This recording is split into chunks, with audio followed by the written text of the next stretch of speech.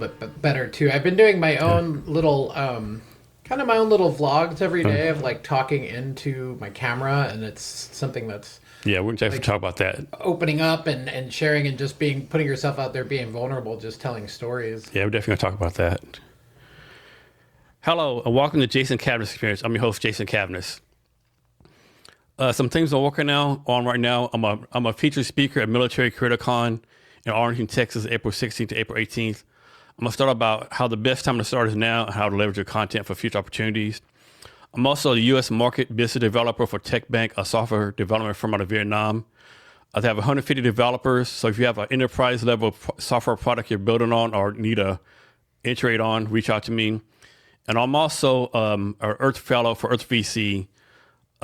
We invest in deep tech startups making the world better.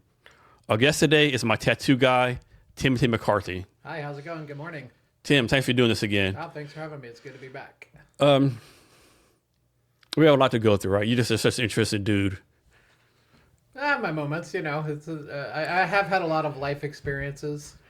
So first one is like maybe kind of sad, but a while ago, maybe recently, you did a post about a lady who recently passed, and you did a post like how she made a lot of contributions, like women tattooing. Can you talk about her real fast? Yeah, who she is? Her name was Patty Kelly. She was a tattooer out of San Diego. She was a very beautiful and talented woman that everybody loved and respected in the tattoo industry. She was a very pioneering woman in tattooing in the 80s and the 90s, because even when I first got into tattooing, there were not a lot of female tattooers. So it's great to see how a lot of things have changed in the world. I think there's probably more female tattooers than male tattooers to this day and age. So it's nice to see that everything is kind of leveled out between the male and female ratio in tattooing. Let's go just a little bit more, just like right here. Oh, sorry. Yeah. Yeah. So you think she had a really big impact on that? Oh, absolutely. She was greatly missed. I mean, even if you look at her social medias, you can see how many people's lives she affected and touches.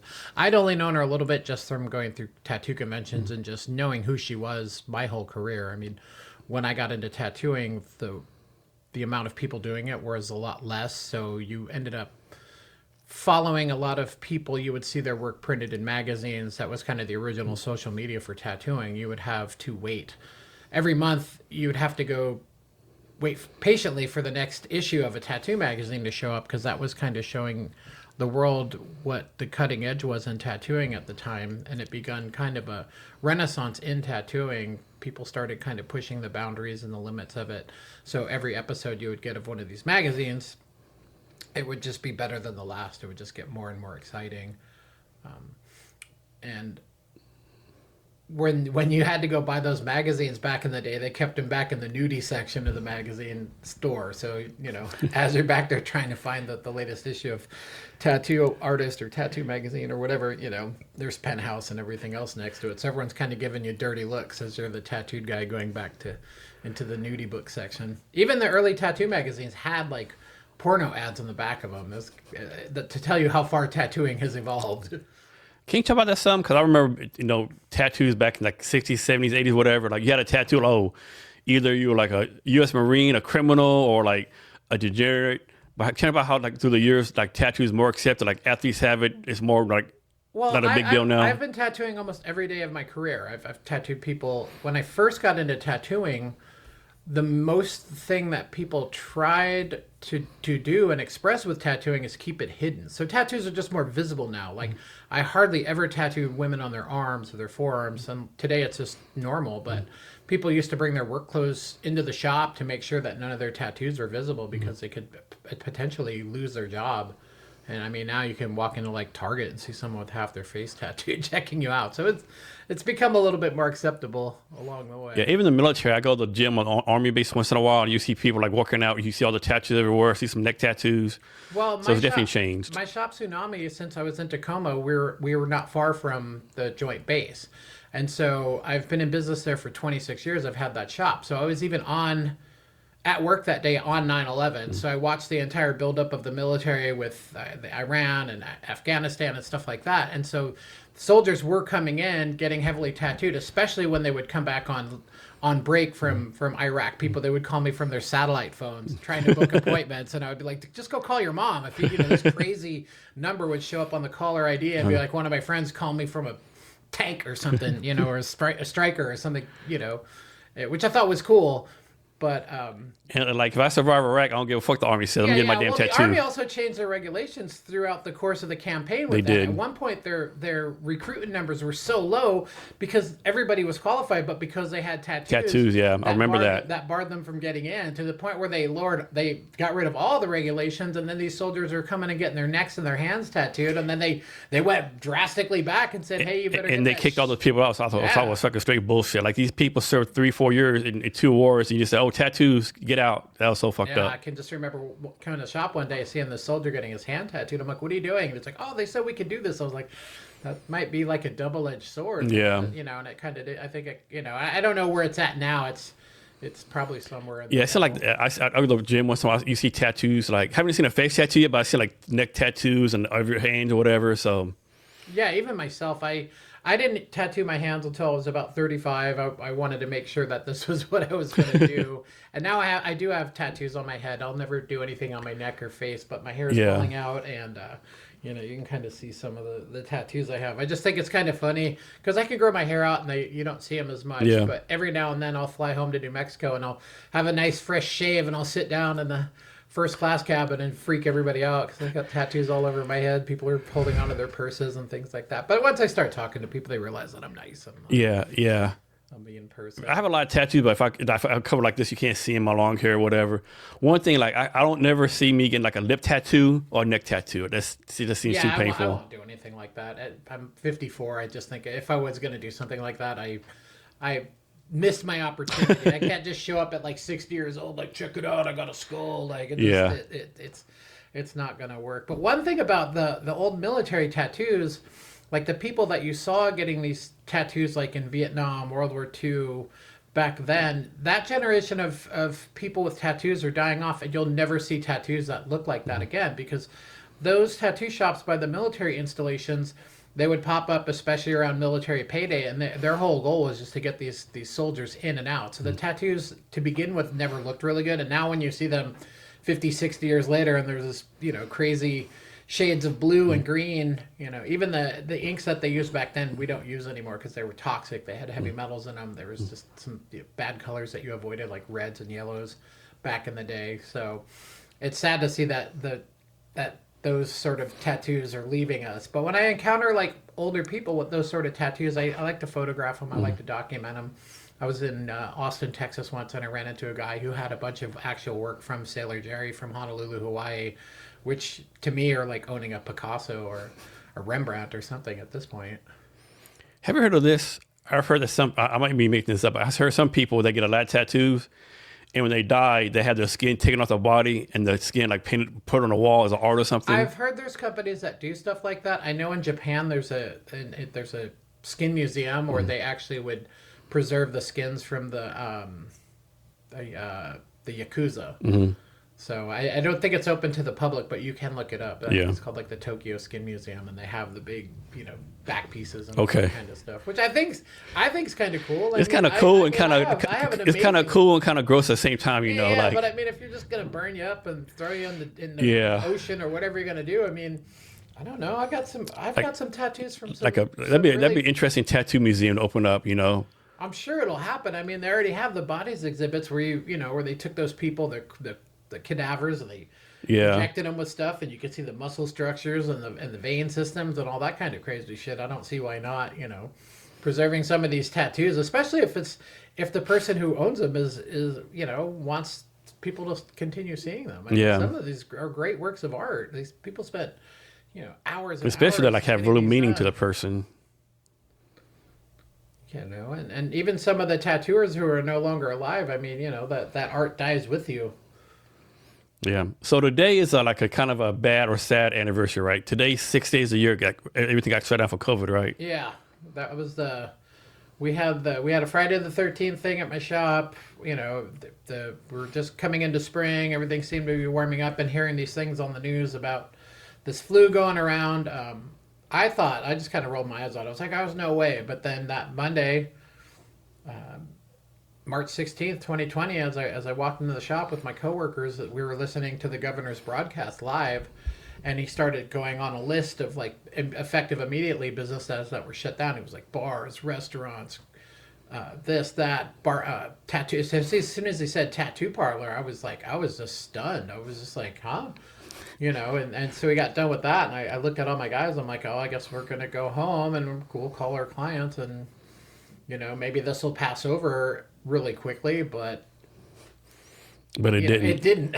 It was 3 months of wondering what the hell. And did the government, either the federal, state, or city, give you any kind of financial help or anything at all? I was able to get a small grant from the city of Tacoma, which helped me out tremendously, and a small little grant from the Pierce County, which they ended up paying the rent on my studio the 3 months that I was shut down, because I still continued to pay my bills. I didn't do any kind of forbearances on anything.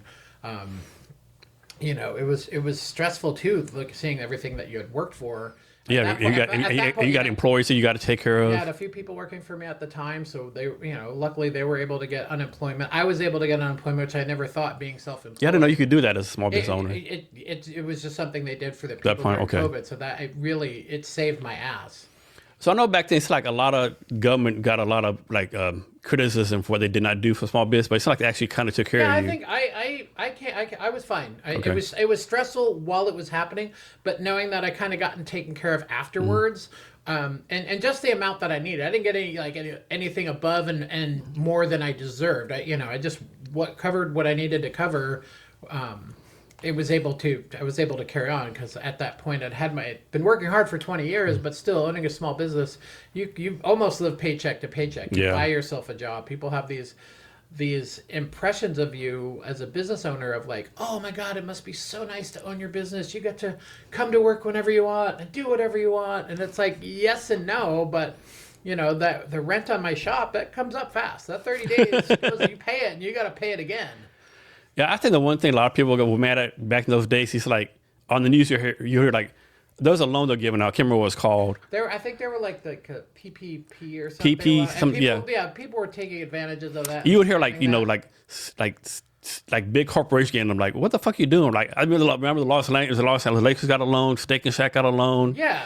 You're like, what's going on here, right? And they, it's a franchise.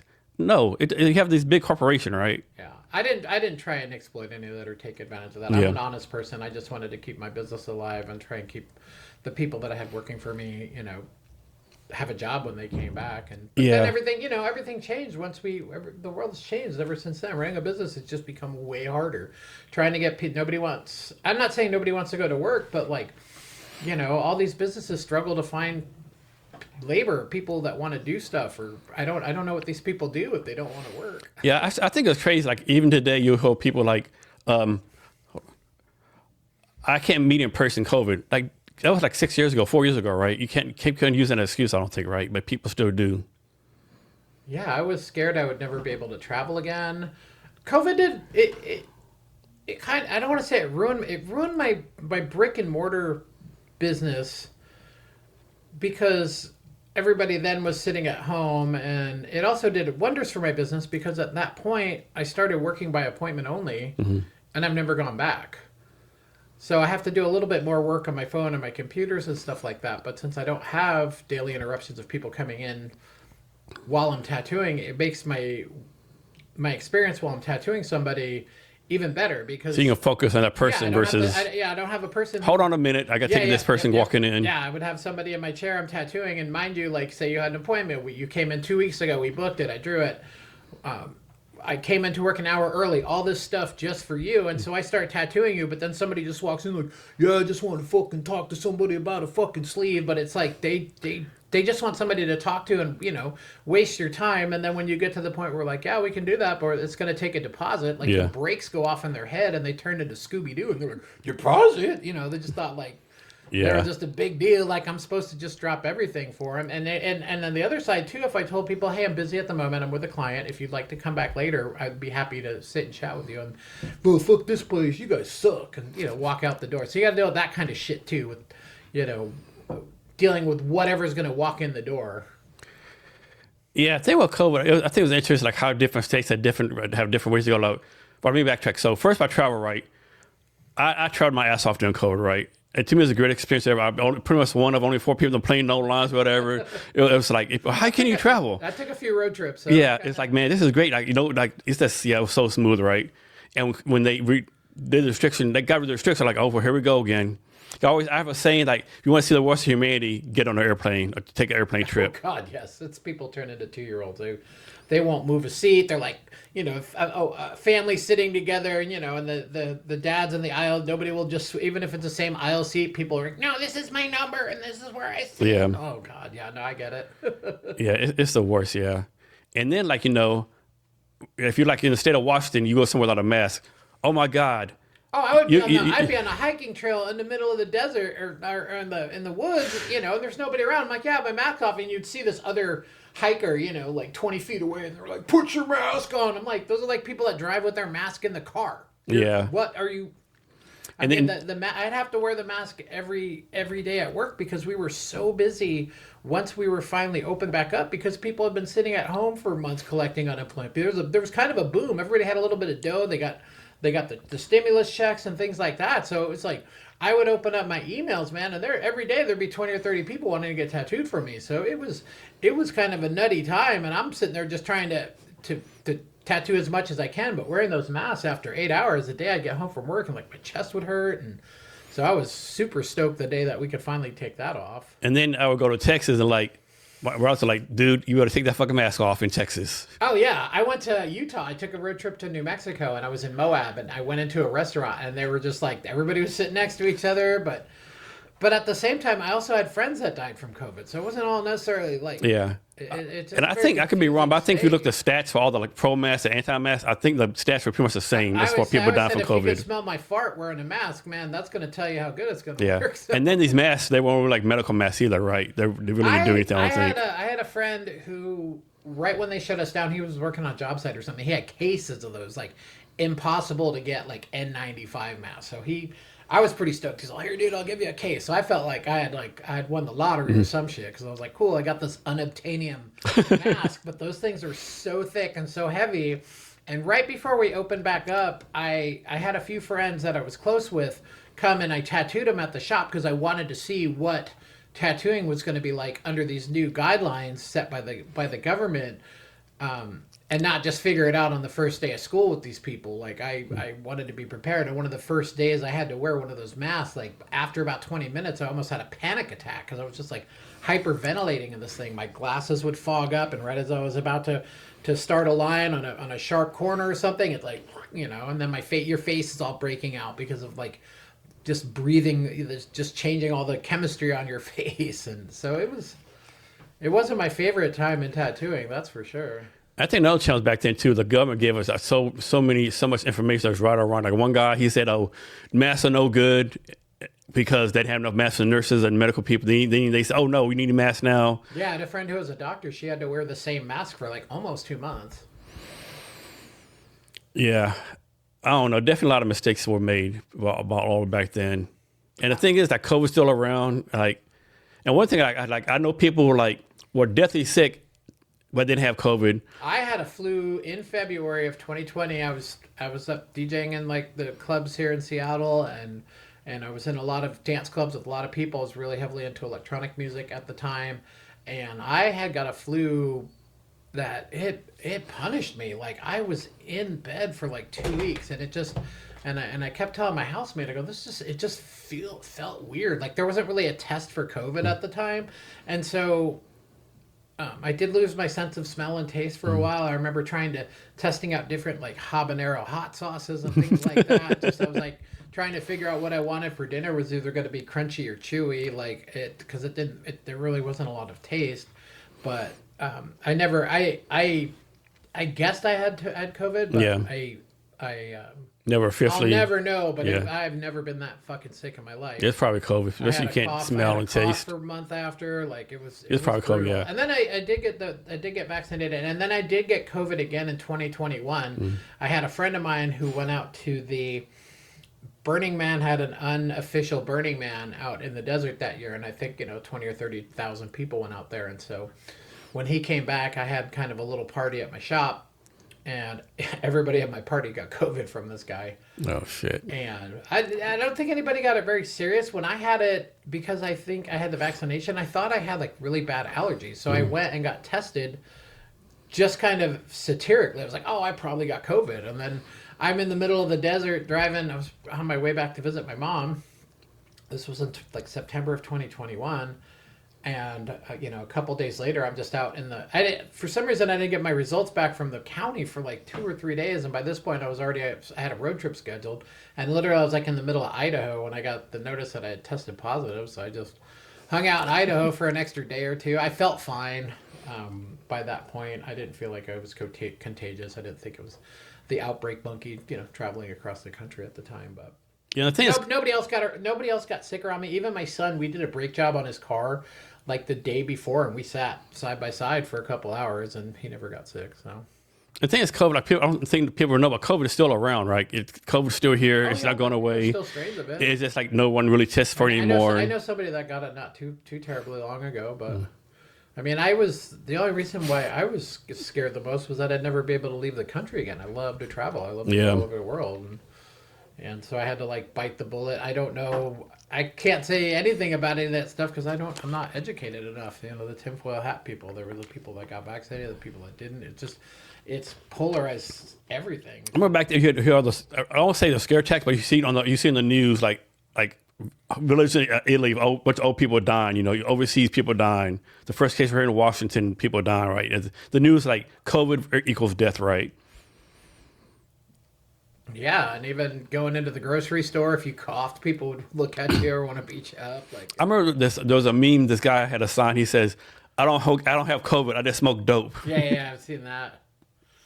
And they, speaking of that, like the weed stores were deemed essential during all of that stuff too. And my shop just happened to be next door to a marijuana store, and that was just chaos every day. I would have to be in at work at 9 a.m. and leave my shop by 3 because of this. Everybody was buying weed. Like you couldn't even get it out of my parking lot. That's how busy this weed store was, man. They must have just clocked during those years, man. So here's a question for you. So obviously you were able to like get through COVID, in your successful business. I know a lot of businesses failed during COVID. My theory is that these businesses would have failed anyway. Just COVID just kind of sped up the process. What do you think about that?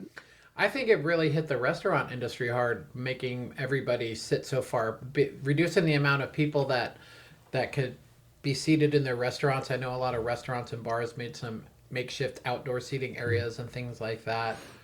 I wouldn't say my business came close to failing, but it definitely put a drain on what I had left to my bank account, just trying to keep it open. I mean, I live for my business, so failure was not an option for me. So have you been able to make that money back up since then? Well, like I said, I got a few small little things from the city and the county, and that leveled me back to where I needed to be. So I was thankful at the point that actually, as a small business owner, I had all my tax stuff, I had all my business records and all that stuff. So when it came time to get help, I had all the necessary paperwork to provide to them because I had to get tax stuff and things like that. Can you talk about the points? Like I think so many business owners like don't do that or do it when it's too late. Can you talk about the points like doing that up front?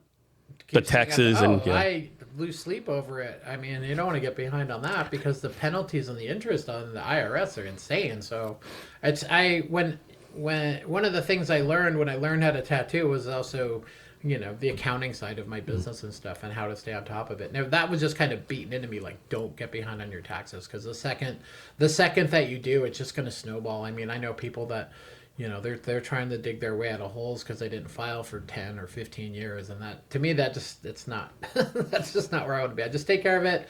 And so that way I can sleep good at night and just worry about my tattooing stuff. So I just take a day or two out of the month and in the state of Washington, you have to pay sales tax on tattoos, so I have to pay the state every month. I did not know that. Yeah. Sales tax on tattoos, that's crazy. To me, that's insane. But I guess, we're in Washington, I guess.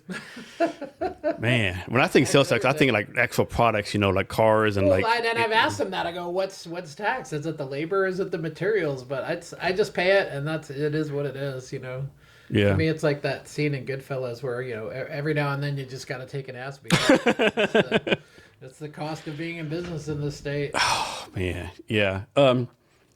So recently you told me a story, and I don't know if you want to tell it now, where you had a girlfriend in high school, and the dad said, "If you give my girl a tattoo, I'm gonna kill you." Oh yeah. When I first started tattooing. I was in high school when I first started tattooing, and so I was doing these just these homemade rickety. I don't ever get tattooed this way. Tattoos on my friends after school, just these little scratches. And I went to pick up a girl for a date one time, and while we're getting ready to go to see the movies, and she runs in the back room to go grab her purse or something. And while we're sitting there, I just got done meeting her parents, and you know, the dad just kind of comes up to me, it's kind of grabs me, and he's like, "If my daughter comes home with one of those fucking tattoos, I'll kill you." And he just kind of lets me go, but I'm all kind of shooken up a little bit. And right then she comes back in, and we take off, and we're driving to the movies. I'm driving. My heart's still racing. And at some point we're talking, because I didn't tell her what happened.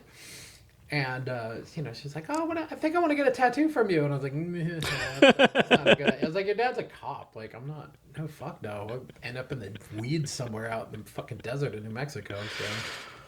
Oh, that's so funny. Yeah.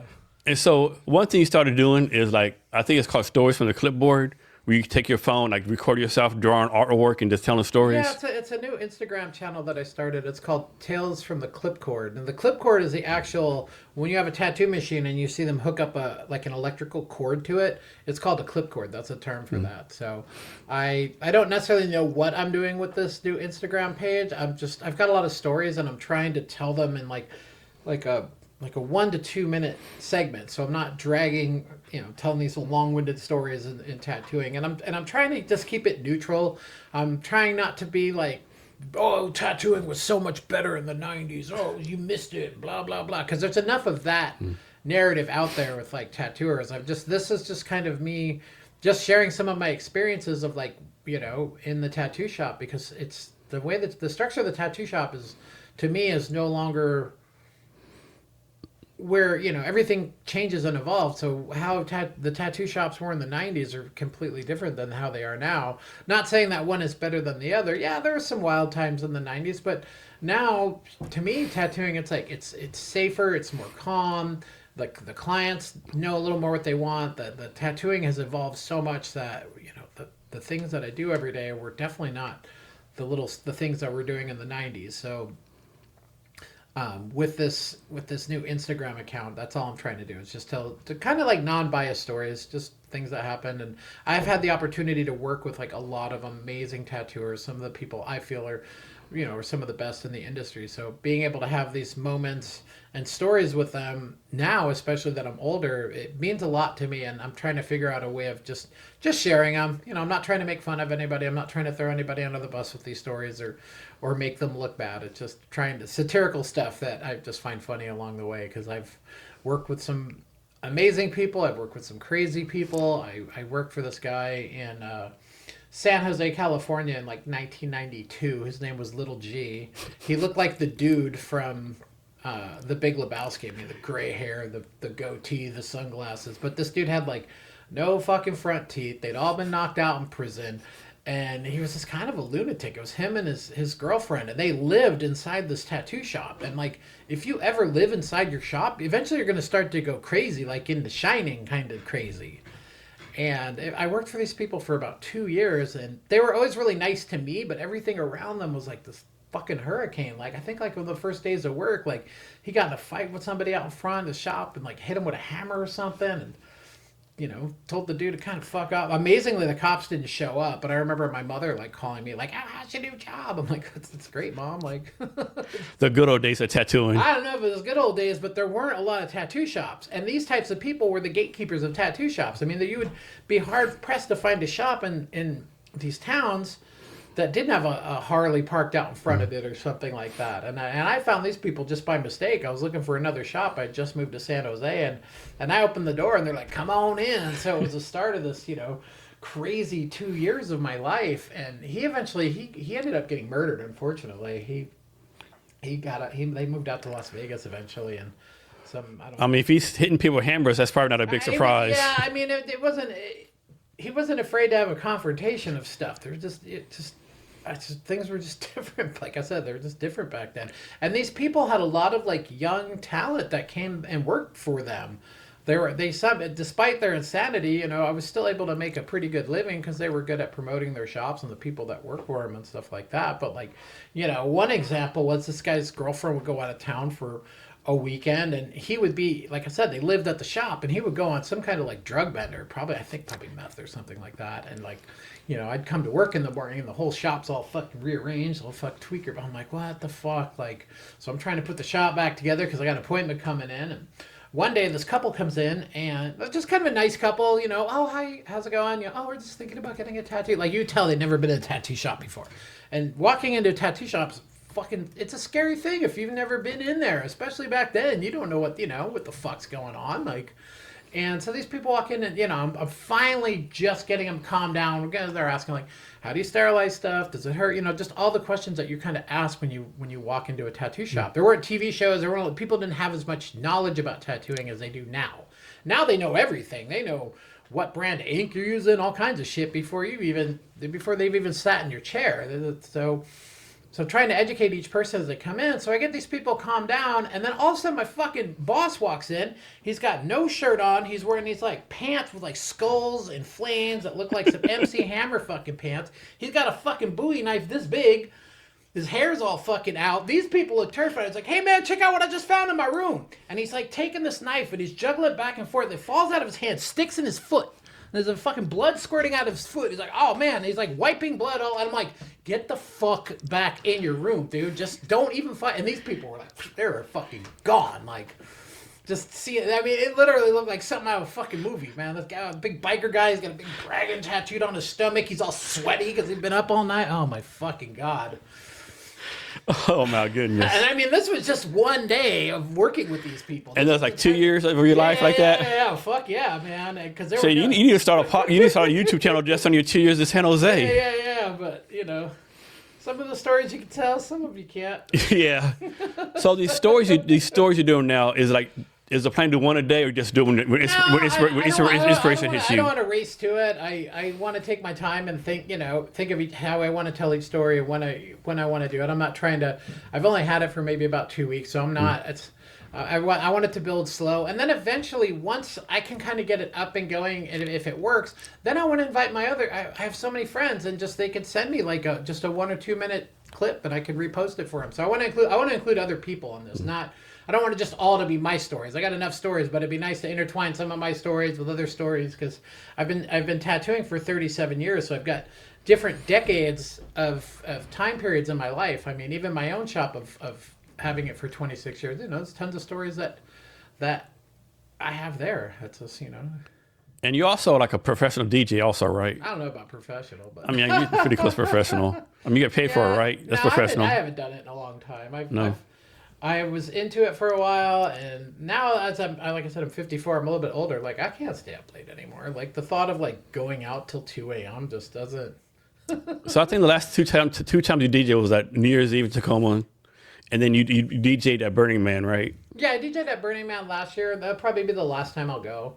I've gone so many times. Like, this is not the same for you no more. It's not that. It's just the expense of getting there. It costs so much. The weather was so bad last year. Like, the hour after we got there, we got hit with like hurricane winds. Mm-hmm. I spent most of the week like just rebuilding my camp and just doing way more like physical labor. Yeah. Like, I tore some shit in my shoulders from it. Like, it was just a lot, and I think I finally got out of it like what I just needed to get out of it. This August, I'm going to go to Croatia, I think, instead. So that sounds more fun, being on remember that one year Adriatic Sea than being in the desert. Yeah, remember that one year you didn't go to Burning Man. That year they had like big rainstorm, and everyone was stuck in the mud, and had a bad experience. It rained this year while I was there. Oh, did it? Okay. It went from windy, and then it went to rainy. Like, there was a whole day that we were sheltered in place. We couldn't go anywhere. I mean, it fucking poured. Which, after it rained and it dried up, it was great because it kind of it locked the ground up, so it really cut down on got rid of the dust. But even I've been cleaning my vehicle since I've got back in August because there's so much. It was different when it's just dust, but dust, and then it rained, and then it turned the rain into like Adobe. Yeah. So in all the little cracks and crevices in my car, it's like I'm constantly washing out. Every time I wash it, the dirt still comes out of it, and it's been since August, so I don't want to fuck my vehicle up by taking it back there anymore. And, and like I said, I think I've been like 8 times or something. Mm-hmm. So that's enough. You've seen it. Let the next generation do it. And the tickets have gotten just outrageously expensive. They used to be a lot cheaper. I think I heard this year they're like $600 or $750 or something. And I heard the complaint too, like back when it started, they kind of like the culture been lost now. Now you have a bunch of mean tech bros going with the RVs and like. Well, having an RV there is really smart. I mean, doing it in a tent would be horrible. To the elements out there. I mean, the tech people, the thing that I didn't like about it the most last year, where you can tell that there was a lot of people. A lot of them, they seemed European, and they would all be high as fuck, and they'd be on these e-bikes. One of the things that we didn't have when I first started going were the e-bikes.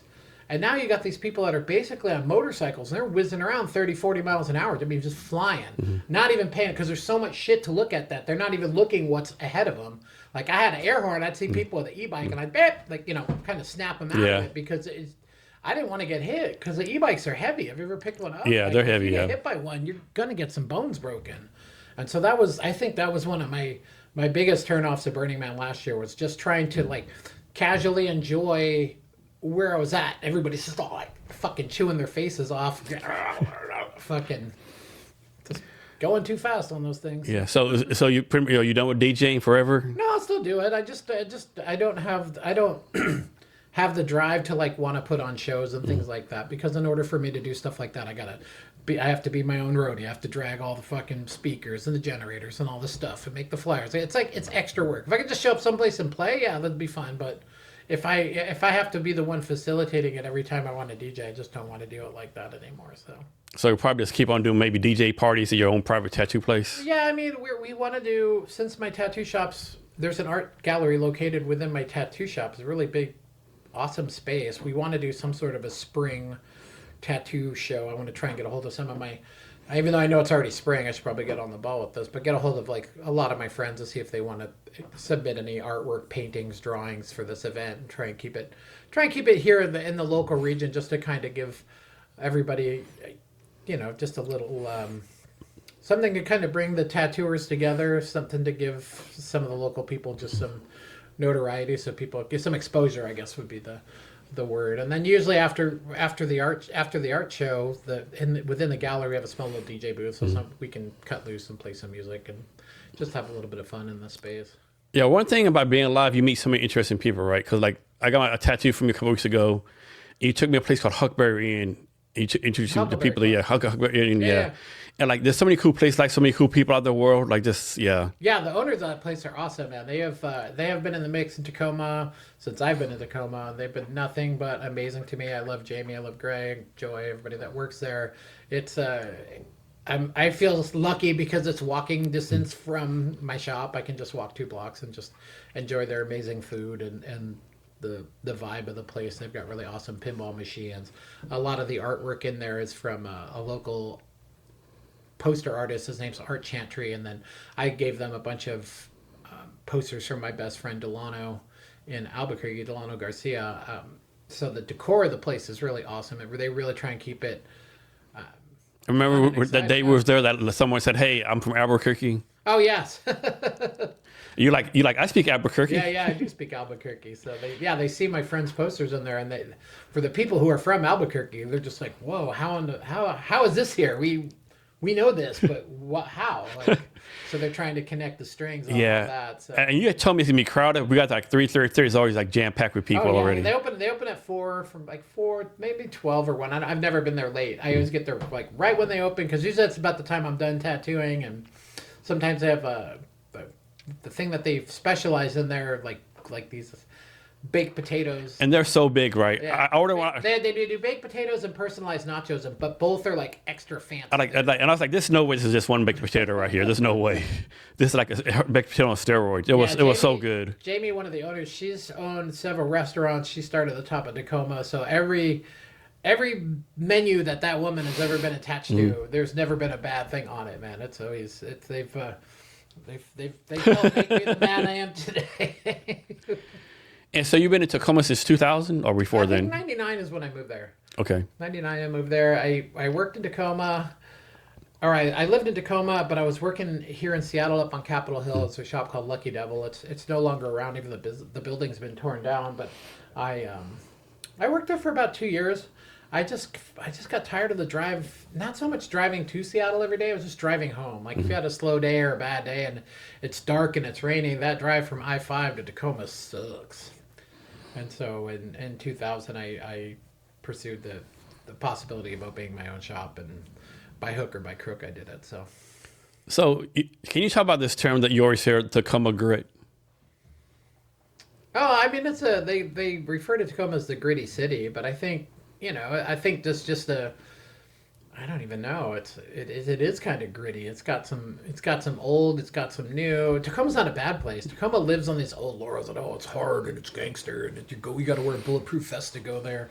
The news just has a field day every time something bad happens in Tacoma. But I'm like, we're here down by the Central Saloon. There's way more shit that happens here on First Avenue, than probably in a week than what happens at Tacoma. But Tacoma always just gets a bad rap. I mean, my shop was in Hilltop, which used to be Hilltop, and maybe it was a bad place in the 80s and the 90s, but it's not anymore. I mean, my shop is so quiet. You hear a pin drop. I love being on Hilltop. I like where that neighborhood. It's where it's going. There's a mixture of people there and artists and people just trying to build all the different neighborhoods of Tacoma. There's a lot of people putting effort into making them each neighborhood fun. And we'll get there. I mean, Tacoma's it's an old city. So but you always hear the rumors like how it was like 20, 30 years ago. Like I think you're telling the story like some U.S. Army Rangers would get into fucking gunfights with people on Hilltop and shit. Yeah. Like I said, that was a long time ago, but it's not like that anymore. Even when I first moved to Tacoma, I drove down one of the first days I was there. I drove down Pacific Avenue, and back then it looked like some shit out of RoboCop. Yeah, it was just like crumbled buildings, and I remember like locking my door. I was like, this kind of, but. I mean, I don't. People are like, where's the bad part of Tacoma? I'm like, I don't know. Maybe Hosmer. I don't know. 85th and Hosmer. It might be the spot. I don't go out that way, but I mean. So in 1989, what influenced young Timothy to start tattooing?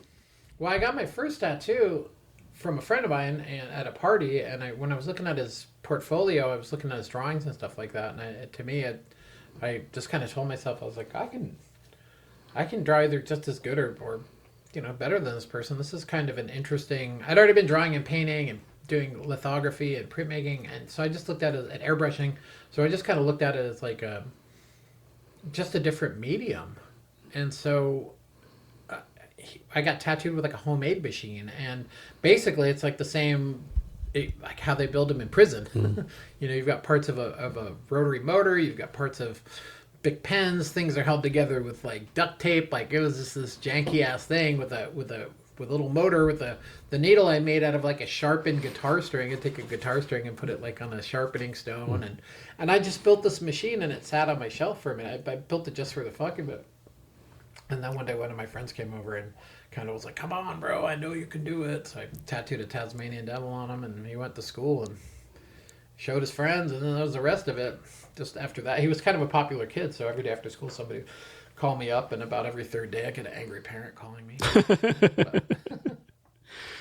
And so you started tattooing in 1989, but you didn't do an apprenticeship until 1992. Correct. So is that how it usually works? No, I mean, I tried to get an apprenticeship. There was only one shop in Albuquerque at the time. Eventually I went back there to work there, but they pretty much said, "Hey, you might have to leave the state to get an apprenticeship." I was young at the time too, so when I was 17 and 18, I was still in high school, and so I would tattoo my friends after school. Eventually, I had this homemade equipment, and then eventually I was able to get my hands on some professional equipment.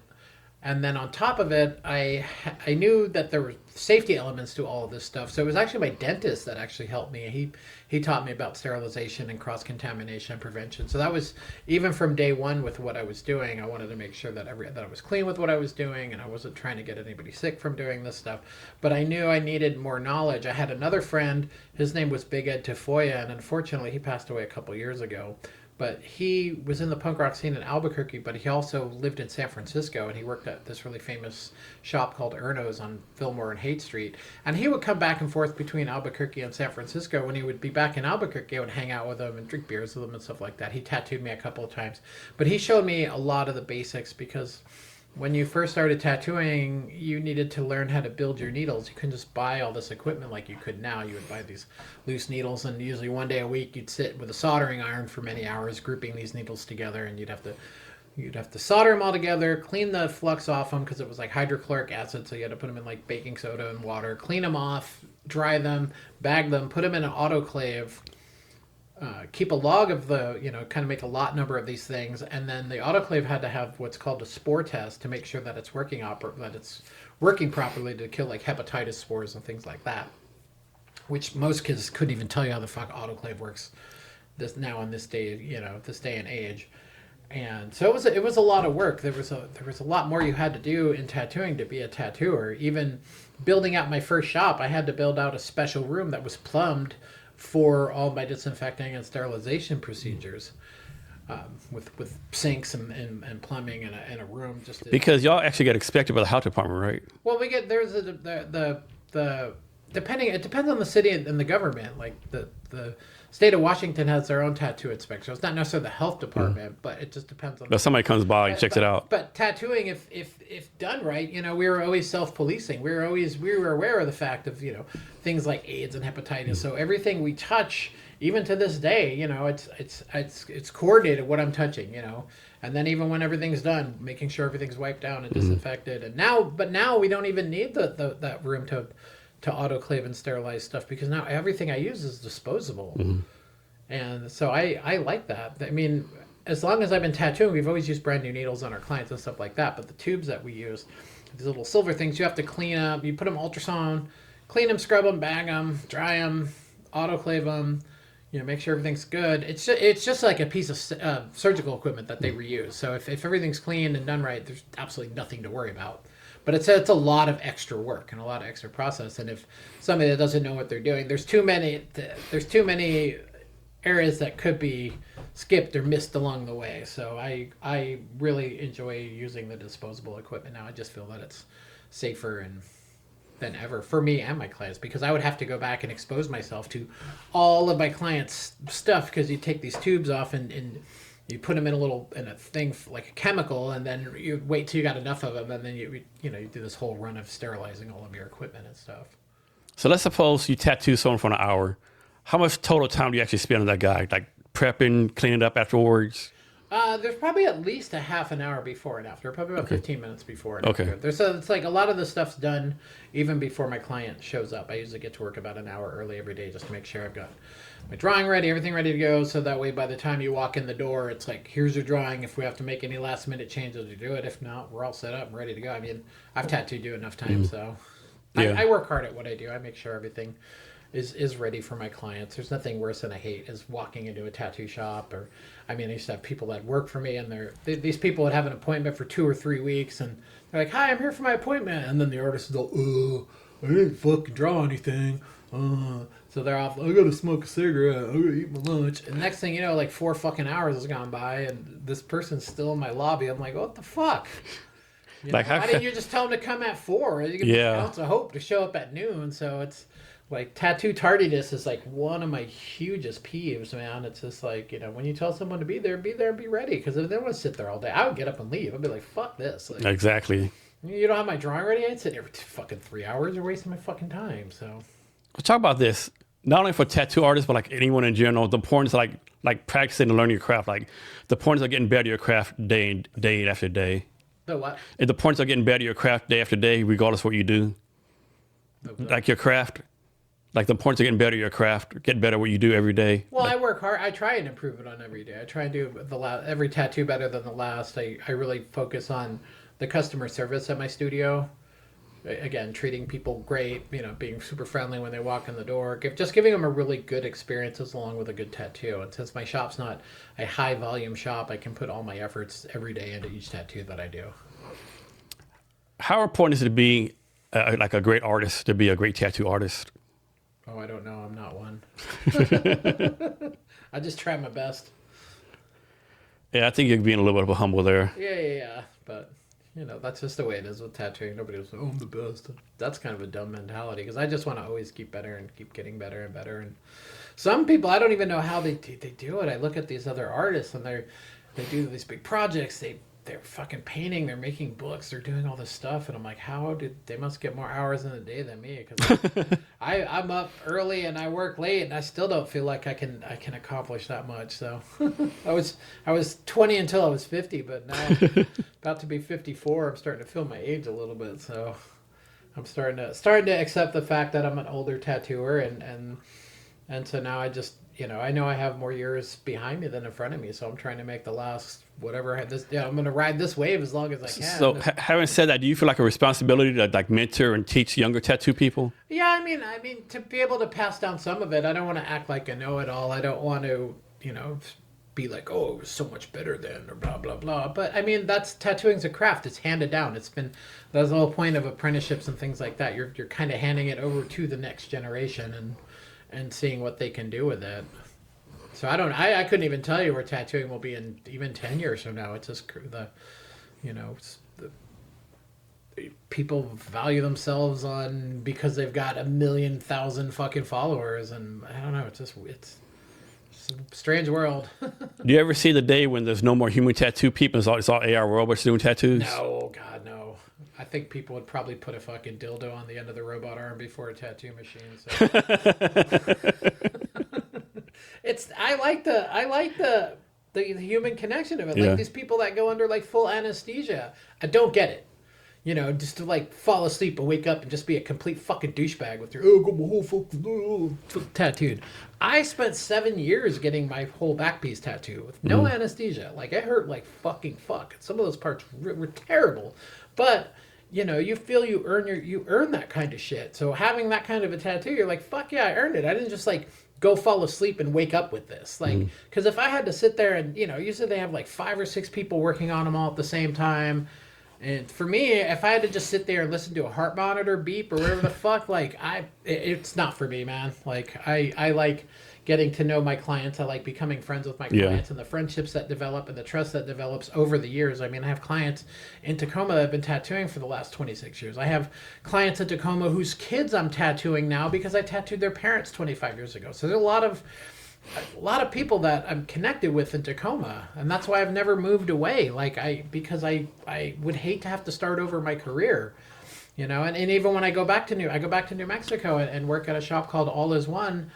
And I go back there about every 2 to 3 weeks to help out my mom who's aging. She's got cancer and things like that. And so I stay just as busy in Albuquerque as I do in Washington because I have people that I've been tattooing since high school and people that I've been connected with here from going back and forth all of these years. So every time I come home, I kind of throw the feelers out there and let people know that I'm going to be there and the days that I'll be tattooing. Usually I get booked up the time that I'm there, and it's always like repeat people. So it's like they come into the shop and they sit down and we start tattooing. We literally just kind of pick up where we left off of like what's going on in their lives or how their kids are doing, what's new at their job, that kind of thing. So that's what makes coming to work fun every day is just the people that I get to meet. I like to hear about, they're just as fascinated with me as I am with them because I've been tattooing since I was 17. I don't know what the rest of the world does for work or jobs because honestly, I've never really had. The last real job I had, I worked at Pizza Hut. And I called up my man. I did like 1 or 2 tattoos and I made more money. Even back then, I charged like $20 or $30 for a tattoo than I did like working a week at Pizza Hut. That I was like, fuck this. And I called up the manager of Pizza Hut and I was like, I'm quitting.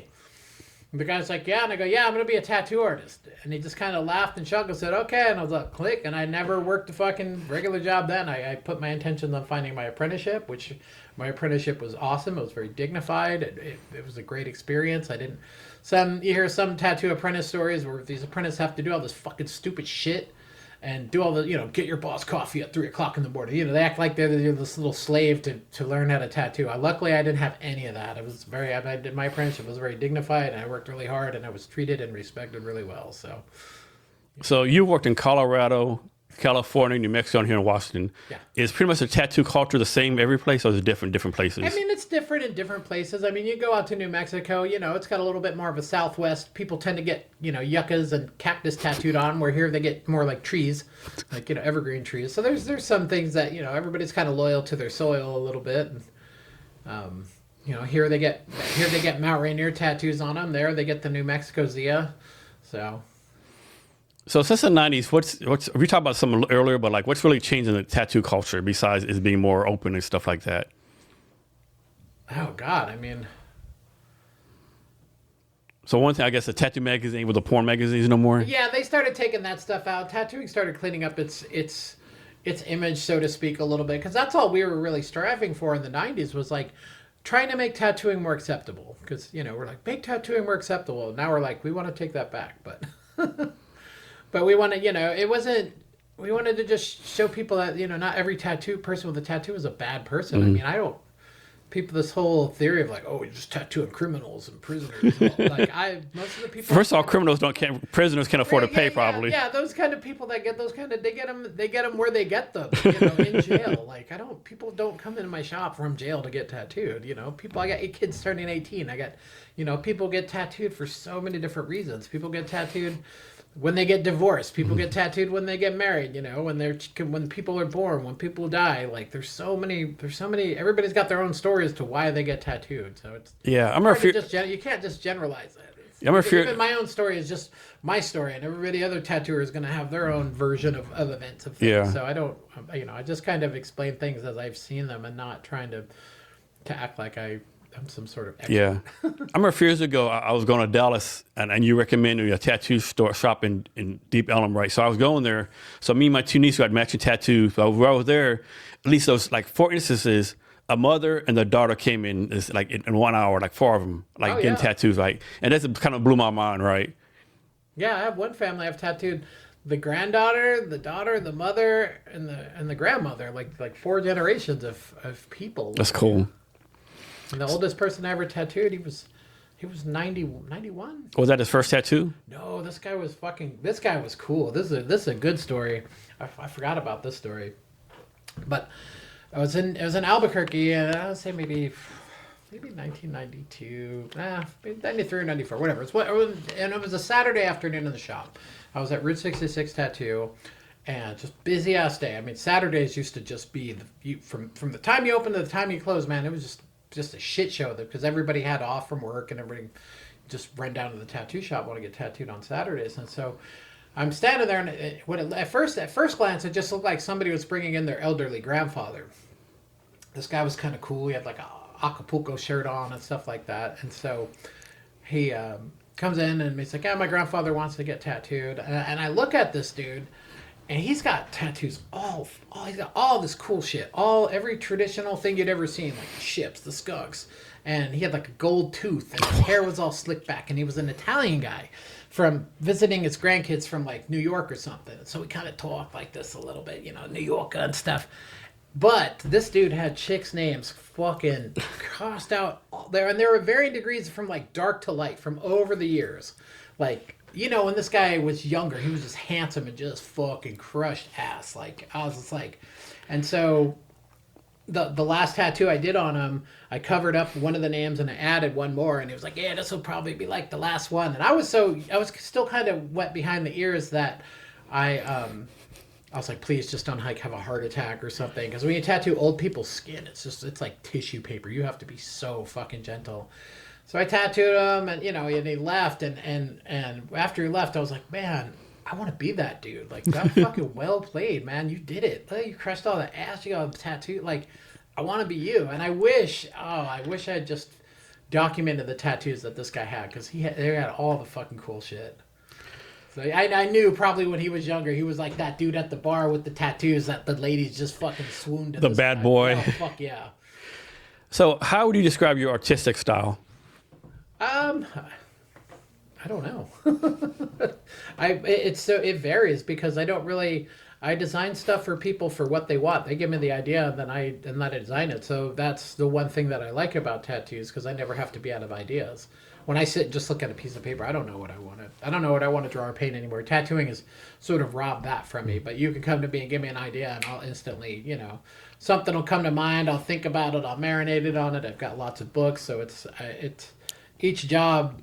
I try and do the best job I can for each type of project that I'm working on, because I don't do no tattoos or two are the same. So, and lately it just changes. Like, for a while there I was doing a lot of geometric stuff, and now I'm starting to break away from that a little bit. I'm still doing some of that stuff, but I'm also got a lot of other just projects coming into play. Like this week I'm doing like a big psychedelic astronaut tattoo that I'm pretty excited about starting. I got some other bigger pieces that people are that I'm going to be starting on soon that I'm pretty pumped about. So it's no two clients are ever the same. So that's what makes coming to work fun every day, is that every day I get to work on something different. I'd hate to do the same tattoo like every day. So talk about your process some, right? One thing like about you, like I'll come in, I'll say, I want to do XY tattoo on my whatever. You're like, well, Jason, actually the curve of the tattoo, the body part. Can you talk about how someone comes in with an idea and you're like try to talk them through, like, no, this is a better place to put your tattoo? But yeah, I try and communicate with them what I think would look the best for their ideas for what they want. Sometimes people come with the idea with their head, but trying to make it work on their skin, you have to be kind of a part mind reader of a tattooer, because somebody's just giving you an idea. Somehow you got to take that, design something, show them a picture, and they're like, that's what I want. And I try and design the tattoo in the notion like, well, if this was going to be on me, like how would I want this to look? Because I'm very snobby about tattoos. I mean, I'm very judgmental. I'll stand in line at the supermarket and just to quietly observe, and it's like, oh man. And then every now and then you see some shit that blows your fucking mind. You're like, oh God, I suck.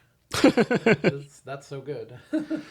So from your point of view, what does make a tattoo design like really timeless?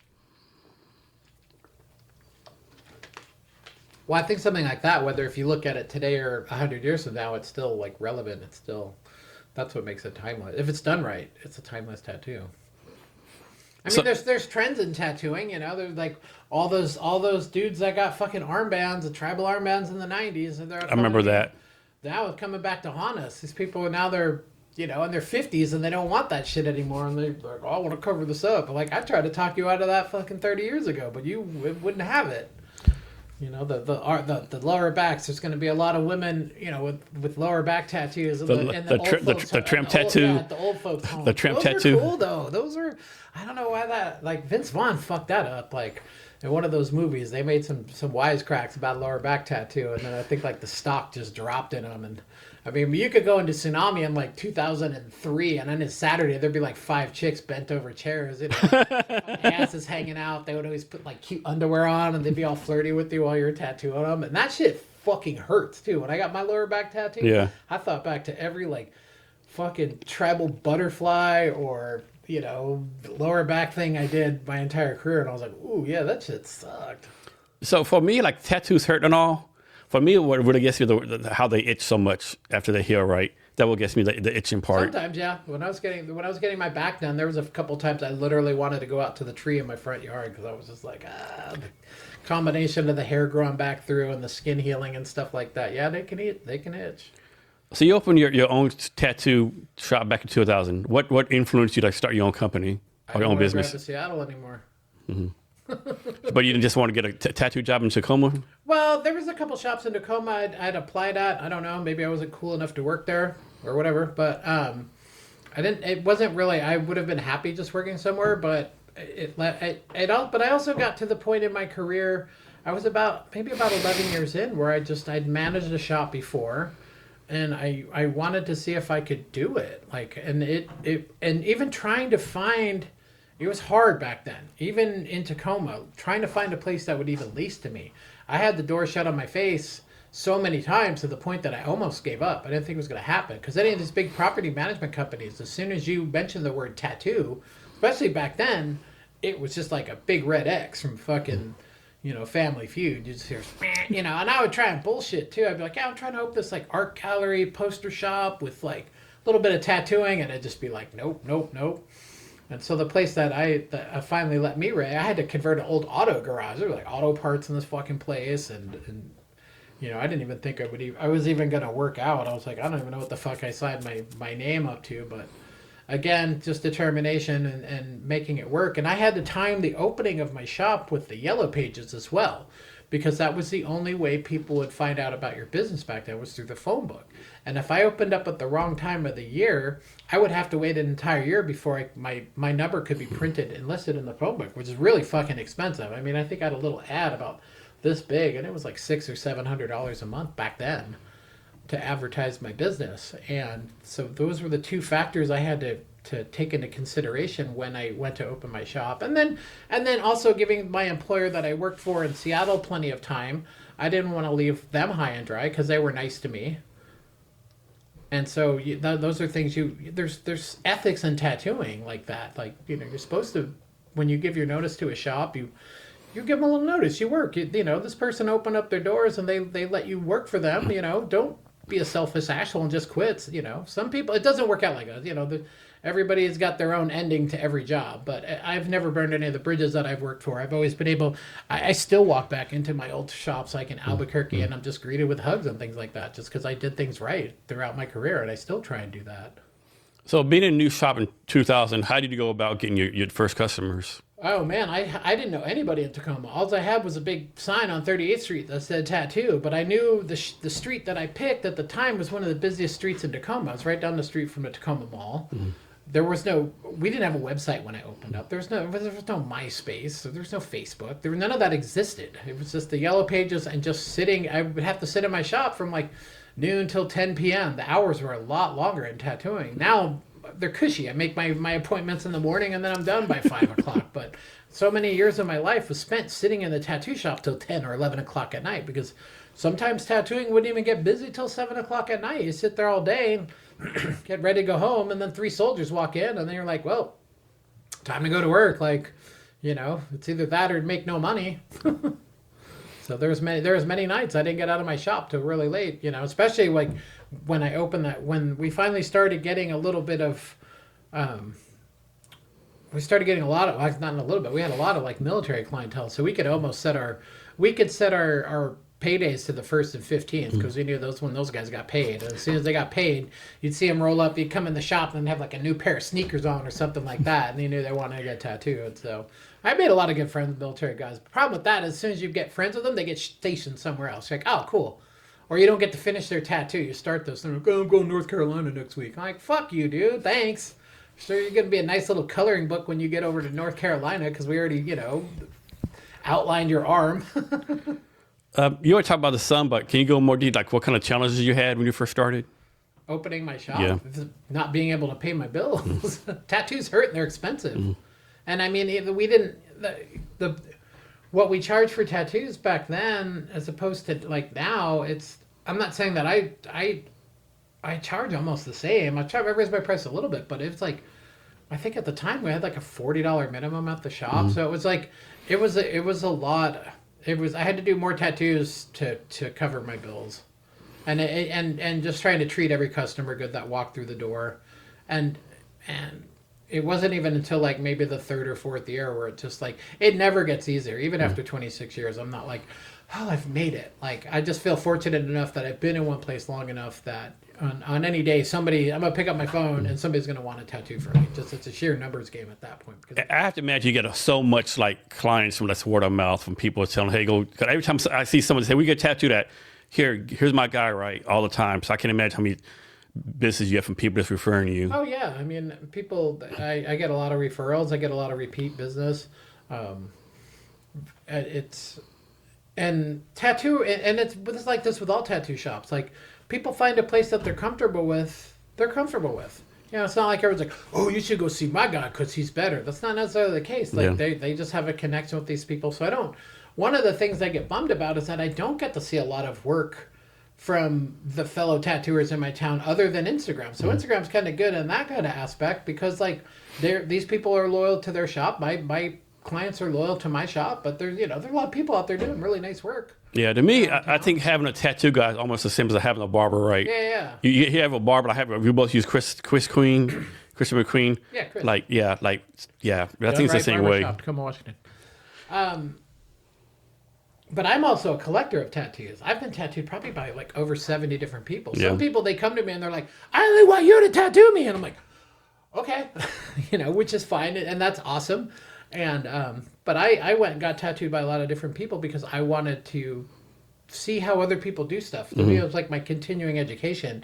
And by learning why some of my favorite tattooers do, in hopes that it'll help me be a better tattooer for my clients. So besides the tattoo you gave the 91-year-old guy, what do you think is the most meaningful tattoo you've done?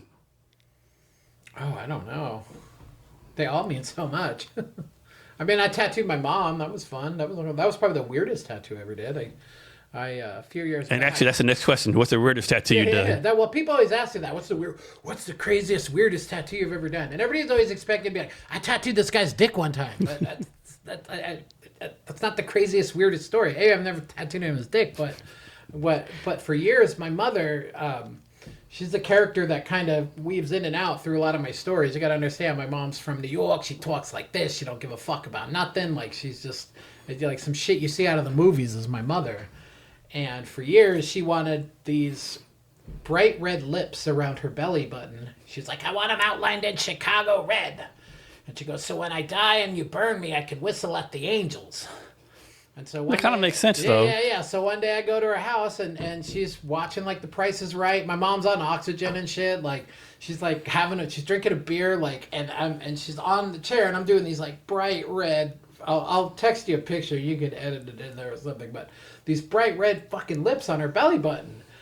And they're big and they're bright. And so she goes to the doctors a lot. And now, the last time I was home, I had to take her to the doctor. She had to go, unfortunately, I had to go to the hospital for a little bit. But so changing her in a gown, and they're like, they see these bright red lips on my 78-year-old mother's stomach, and they're like, what the fuck? And they're like, oh, my son did it. My mom's like trying to hand my business cards out at the hospital and shit. I was like, Mom, my son does tattoos. I'm like, oh, shit, Mom. So, talking about Instagram and social media, do you think social media has hurt or helped the tattoo industry?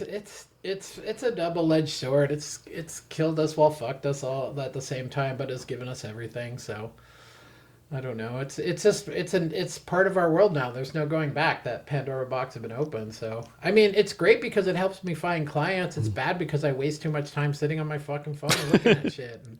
And the whole goal of that shit is to make you feel jealous or feel something like you feel inaccurate. If it looks like other people are succeeding, it makes you kind of get kind of bitter a little bit. So I've lost a lot of friends through social media. Like it's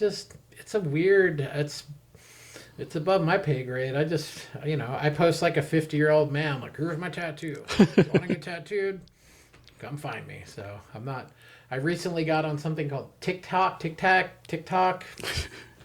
I don't fucking know. Yeah. Any way to help people find me, to want to get tattooed from me, that's social media. I don't care about followers. I'm not trying to get, likes from strangers that I don't know around the world. I don't give a fuck. I would rather be more respected and liked in the 3 blocks of my home than any bullshit from somebody across the world. That it doesn't matter. Yeah, that's a great attitude to have. But your TikTok channel is pretty fucking good, though. Just so you know, yeah, you're doing some good shit on there. So it's a start. It's another thing I wasn't expecting to have to do this far into my career of like tattooing. Was now I got to make videos and you know what I mean. You see these people doing all this stupid shit just to get people's attention. So someone watching tattoo place, no appointment, said, "Hey, I know I have to make an appointment. But like this is my first tattoo. I kind of want to do like how do you walk someone through getting their first tattoo?" Well, I mean, if they just walked in and if somebody had time to do a tattoo, I'm not opposed to doing a walk-in. Also, a lot of times I have appointments. So every now and then, we even on my shop that we have a phone number, people can text us. Someday we have same-day appointments available. It's like the equivalent of a walk-in. It's being able to check in with us without actually having to drive all the way to the shop. To be like, hey, I got this picture. I'm thinking about, do you guys have time to do this today? And because I have 2 other people that work with me at the shop, so somebody's always got time. But as far as like walking through the process, like someone comes and says, "Hey, my first tattoo, I want to get a fucking demon skull on my fucking forehead," right? I mean, I'm talking about that. I try to help people make educated decisions of what they're getting. As a custodian of this craft, I feel that's my obligation. You get some 18-year-old kid wanting his hand or his neck tattooed. Yeah. I'll definitely try and sway away from that. My girlfriend's name is Mary. I want her Mary on my fucking forehead. But you know what, man? I hats off to the people that get a name, dude. Like, I wish I could meet somebody that fucking crazy. Somebody that would make me wake up in the morning and be like, I gotta get Amy written across. Like, it had to be like 2 fucking fun ass weeks of hanging off the chandeliers and a bunch of crazy shit. Speaking of do that, and now being like 54, like maybe I'll never achieve that level of craziness because man, that's gotta be something. Speaking of make you want to do that. Speaking of military tattoos, how many times does someone come in? Yeah, I want to get chandelier on my arm. I met her at the fucking strip club last night. We're getting married. How many times did that happen? Nah, I mean, there were a few strippers that married a few soldiers during the Iraqi War. I used to watch these girls bring in these different soldier every fucking week. This one girl, she used to have this guy.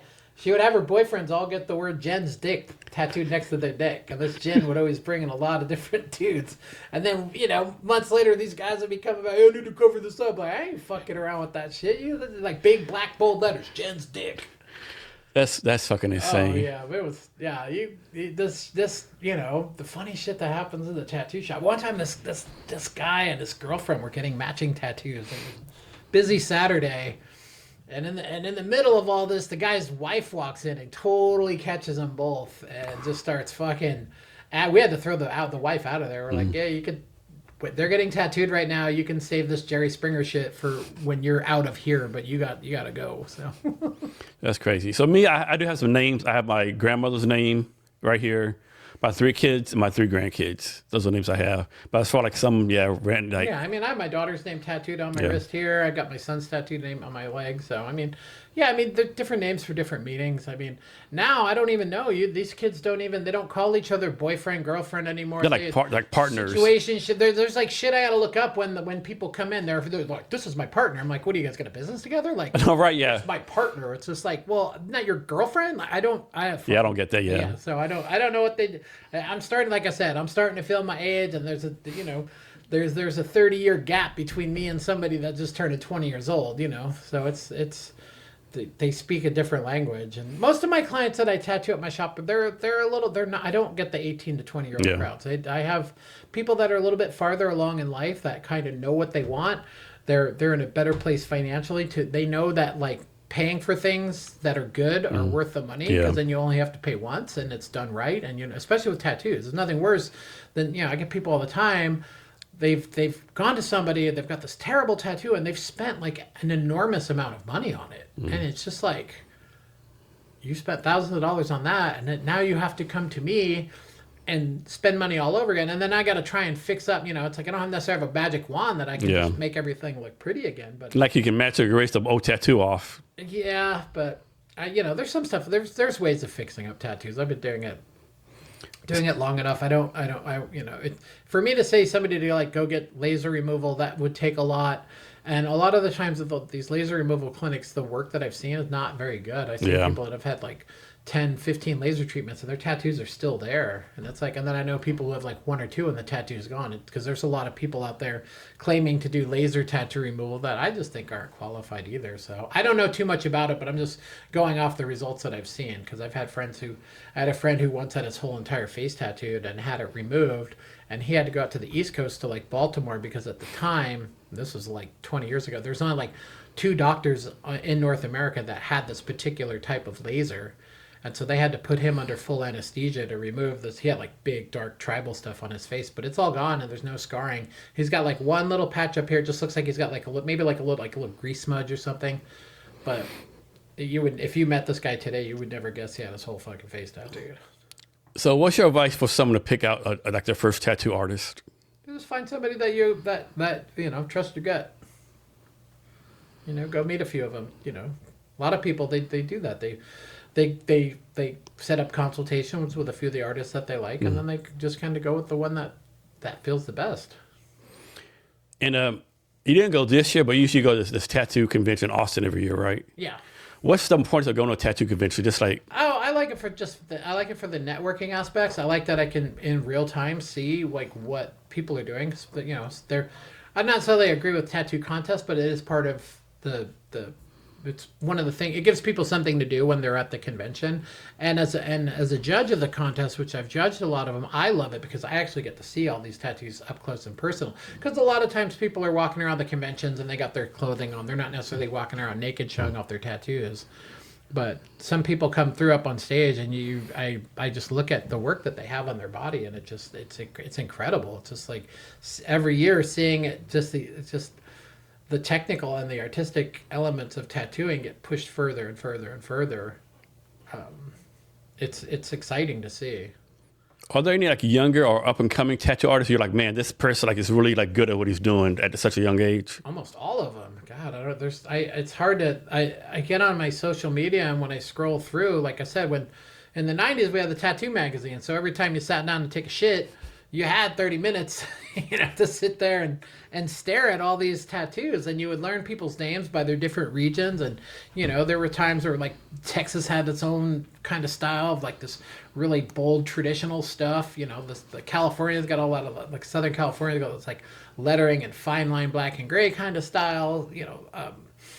But now the information travels so fast. In the course of 6 minutes, I can scroll through and see probably about 150 amazing fucking tattoos in a second. So it's hard for me to remember all the names when I see stuff, unlike I used to. So I wish I had some names like, but yeah, this person and this person. But I also, it's gotten so big, it's really hard to like keep up with the tattoo scene. There was a time in the 90s when my goals when I first got into tattooing was I wanted to go to tattoo conventions. I wanted to have stuff published in the magazines, because at the point that was, if you could get your stuff published, you made it, and win awards at a tattoo convention. And I've achieved all of that. So it was nice to have achieved all that. But now it's like with the social media, again, it's just everybody trying to get the most likes, trying to get the most. It's just a popularity contest. And I see a lot of tattoos online that they're filtered, they're altered, they've been like post-production touched up. So there's some misinformation out there too, as far as how good tattooing is. Definitely. So how are you balancing the art of tattooing versus running a business? Ooh, that's a tough one. It's all one and the same. I live for my business, so I'm never, even though I'm off work, I'm never quite off work. Mm-hmm. Is there a tattoo that you will not do? I don't know. If it's something that doesn't resonate with me. Yeah. I mean, I'm not good at everything. Somebody wanted like a realistic, tiger with a, I'm probably not the artist for that, but I take my jobs on based on if it's something I think I can just do a good job on. I mean, try to make people happy. Nice. And sometimes being able to push myself a little farther into territories that I don't do often, so it often makes you perform on a higher level. So we talked about this before too, but like Tacoma had a bad reputation, but it's gotten better. How has Tacoma changed, you think, through the decades? Well, just more people have moved there. The town's just gotten bigger, because at one point Tacoma was a very affordable place to live, and the price of everything's gone up there as well, like it has everywhere. I mean, I moved there to raise my family. I thought it was a nice city. There's a lot of opportunities for stuff there. I mean, you're on the water. There's some beautiful parts of the city. There's some historical parts of the city, which I like. And I always like finding out more and more about the city that I'm a part of. So after 35 years, how is it that you kept your passion for doing tattoos? No. It's just in my DNA. It's what I love. You can't explain it. It's, when you get on a subject of something that you like, it just consumes you. I wanted to learn everything that made it work, and I'm still trying to improve on it. And like I said, I'll do it till I physically no longer can do it. Until your fingers are like crippled or God, stuff? I hope not. They're still pretty good. Didn't you tell me you actually get finger massages sometimes? Yes, I mean, I love going to see a massage therapist, Yeah. but there's times where, because when you're tattooing with one hand, you're gripping the machine with one, you're stretching the skin with the other, so you're using kind of like opposite muscles in your hands when you tattoo. But going and seeing a massage therapist every once in a while is kind of nice. So eventually you will have to close down your business eventually, 10, 20 years from now. When that happens, what do you want the legacy of your shop to be? Oh, I don't know, just to be remembered. That's all good. I mean, I feel accomplished. I mean, I've put the work in. I'm still there. 26 years later.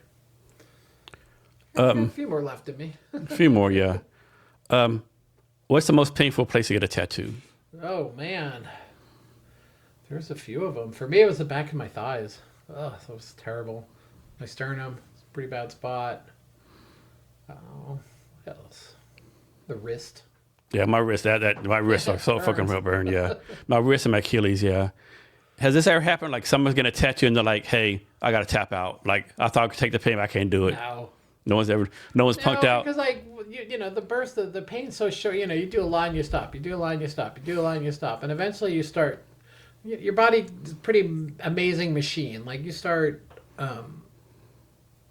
producing endorphins and adrenaline and things like that that help you cope with it. So, I mean, once you get past the first 15, 20 minutes of the tattoo, you're good for a while. Is there truth to the fact that people say once you get your first tattoo, you like have to get them forever because you're addicted to the process I don't know. of the pain? What do you think? I don't know. Might be some truth to it. Last week. Might be some truth to it. I have everything from my palms, my head. Just got my stomach tattooed a while back. Yeah. That hurt. That was like 6.5 hours, man. I thought like I went to see my buddy Jason down at Ink City in Bonnie Lake, and I love his work. He's a great dude. I chat with him a lot. I go work at a shop here and there. Just a badass tattooer and a good dude, and the people that work with him are great. And so I wanted, after I got back from Burning Man this year, I was running around without a shirt, and even though like my back's all done, my arms are all done, I had just this big white fat belly that I needed something on there, because I was like, man, my belly's too big just to be running around. I had a shirt on with no tattoo, and so I decided on a dragon. Not necessarily that I mean, dragons are cool, but I figured, I was like, well, that's something if I get skinnier or fatter, it'll probably still look good. I didn't want to get anything that was too like structured or rigid and stuff like that. But the day I went to get tattooed from him, I grossly underestimated what we were doing. And so I was like, yeah, cool, man. We're just going to maybe do the outline, then we can go, because usually we go get dinner or we fuck around after we're done tattooing and just go shoot the shit. And he's like, oh, no, man, I got you booked all day. And I was like, you didn't tell me that. I knew it was going to be one of them kind of days. Let me tell my roommate to keep my dinner in the oven, because yeah, and that was about 6.5 hours. And the hardest part about that was I couldn't laugh. I just had to sit there and like. But the healing on that, especially I think being a little bit older, maybe the spot, I was sore for about 3 weeks, man. That tattoo fucking kicked my ass. Healed up great, looks great, but I think if I ever were to get tattooed again, which I will get tattooed again. I don't think my body can handle a 6-hour session, because just trying to heal all that it was something. But I love the tattoo. It's great. Is this true? I've always heard that when you get a tattoo, you should not be drunk or high. I would think not. I mean, it would make it hard. Being drunk would be, all you're going to do is annoying to the tattooer. You're just going to make a fucking ass out of yourself. And most of the time when I have tattooed drunk people, and they're just babbling fucking idiots. So it's just, and I tried in high school, I tried smoking weed once while getting tattooed, and that made it worse. So I was like, oh, this is terrible. Because when you smoke weed, you want to do all things that feel good. Maybe touch your girlfriend's boobs, you lay on a furry blanket or something. But getting tattooed while stoned, I thought it absolutely sucked, because that's all I could think about. I could not focus on it, because all of my senses were heightened. And I'm not even a weed smoker. Yeah. I was like, I'll just try it, because it was already hurting, and then it took it up to another level. I was like, that was dumb. So, is there like a current tattoo trend that you wish would go away?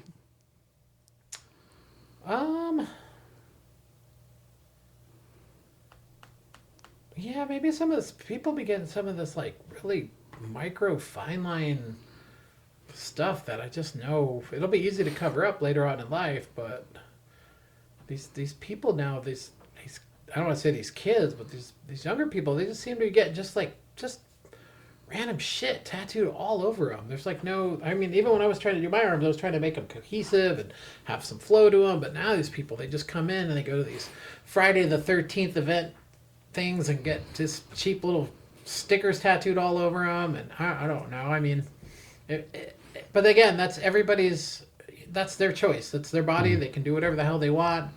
I just, as me from day one, when I got into tattooing, I started seeing like big Japanese sleeves, big biomechanical sleeves, big pieces that like work with the flow of the body and things like that. And to me, I like that kind of stuff. Even though my legs have a bunch of little tattoos on my legs and stuff like that. But some of these tattoos, I get these people and they almost paint themselves in a corner, because they get all these little stickers, and then they come to me and they're like, well, I want to tie all this stuff together. I'm like, A, I didn't do any of this stuff, and B, why are you coming to me for that? Like, you should know that. I'm not the fill in the blank guy. I'm the nice tattoo from the beginning guy. You should know how to do all that stuff, yeah. So it's just like, I don't know how you take, like, you've got a stove and a lipstick and a Freddy Krueger mask, and this is just... So you're like this. So one time I was somewhere, and this lady told me, I didn't know this lady, right? She just said, why do you have so many tattoos? I like, so my body, my choice is only for females? And she got so fucking pissed. She got so fucking pissed. I thought it was funny as hell. Yeah, I mean, I got tattooed to be rebellious. There was a punk rocker in me. I was just like, and I got my sleeves when I was in my 20s. I got these in San Francisco by two of my favorite artists, a guy by the name of Aaron Kane and a guy named Marcus Pacheco, who were like the most shit hot artists in like 1993, 94. And I happened to live not too far from their studios, so I was so fortunate to get tattooed from these people.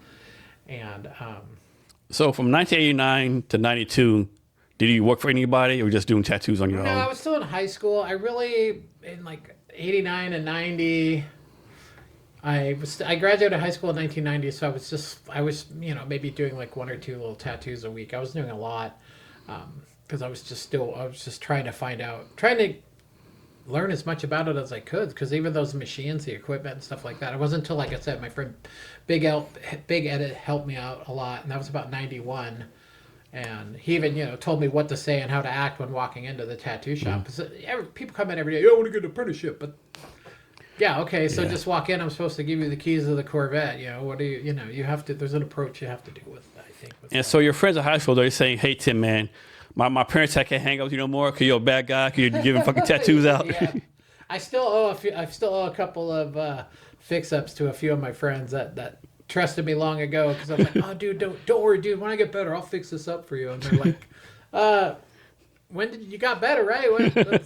When are we gonna fix this shit? So your apprenticeship was 2 years? No, I had already been. My apprenticeship was about a year. A year. Is that normal?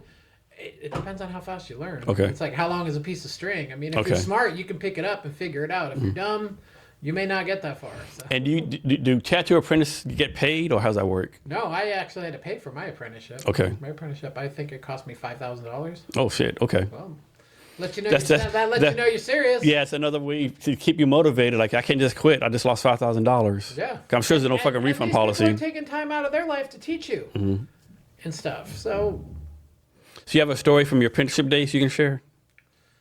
I'm trying to think. I'm not sure they all can be as fun and good as the hamburger story. I was so excited. During my apprenticeship, I worked at the shop. The shop was open from this. Okay, so the name of the shop was called the Emporium of Design. In Denver at the time, there were only two tattoo organizations. The people that I worked for owned 3 shops. This other organization owned like 3 shops. But this other organization, if you went to go work for them, you kind of work for them for life. They're kind of like mafia people. They beat up a lot of people. There are a lot of darker history of this particular group of shops. And there was a reason at the time why there was only a few shops in Denver, because there were times in certain cities where that was controlled by certain people, and if you tried to open up a shop, it might get burnt down. Bad things might happen. The world's changed since then, and I'm glad those days are gone. But the people that I worked for had no affiliation with that. They were just fucking amazing people. And next door to our tattoo shop, they had a retail sex shop. So that was kind of interesting. The tattoo shop had parrots in it, so you'd have people coming in to get tattooed, and then people in there buying men's size 13 high heels and shit like that. So it was a fucking wild place. And but I loved working there so much. My boss's name was Sugar Bear. He had this big long. He looked like a fucking wizard. He had this big long beard, and just the history of the shop. And in the basement of the shop, they also had a supply company, so they sold tattoo supplies to other tattooers. So I got exposed to working with really great equipment when I started working at that shop. So not every day was crazy. I mean, East Colfax was always kind of a wild part of town anyways. There was a bar next door called the Lion's Lair. One of my coworkers got shot there one night, but then he went back to work the next day, so he didn't get shot that bad. Rub some dirt in it. Yeah, we got in a fight one night there with a bunch of Nazi skinheads. My buddy kicked one of them in the throat. That was pretty cool. We beat the fuck out of those guys. Have you ever tattooed yourself? Oh, yeah. How's that It's like work? cutting your own hair. The same thing? It's a terrible Is it? Terrible. I spent most of my 30s covering up the tattoos on my legs, because I'd come home from school and I would try and do a tattoo on my leg, and I remember like my father walking in my room catching me and was like, "You're dumb. What are you doing?" And I'm like, "No, I'm not dumb. This look cool." And then as I got older, I'm like, you know what? I think my dad was right. That's fucking dumb. Let's cover this shit up. So I've had all my little handmade little practice things I did on myself. You I gotta didn't practice tattoo someone. myself extensively, but like the needle looks twice as big when you tattoo yourself, and you do that first line, and then you're like, why am I doing this? Because then you're committed. Otherwise, you're just gonna have one little fucking line on your body that's not gonna ever wash off. So. So next, talk about how you went from Denver to tattoo artist in San Jose. How that come about? But my daughter was about ready to be born, my ex-wife, Brava, and her family was from San Jose, so she wanted to be close to her family when our daughter was being born. So, I was stoked to move to California. I was sad to leave Denver, but I was excited for the next stop.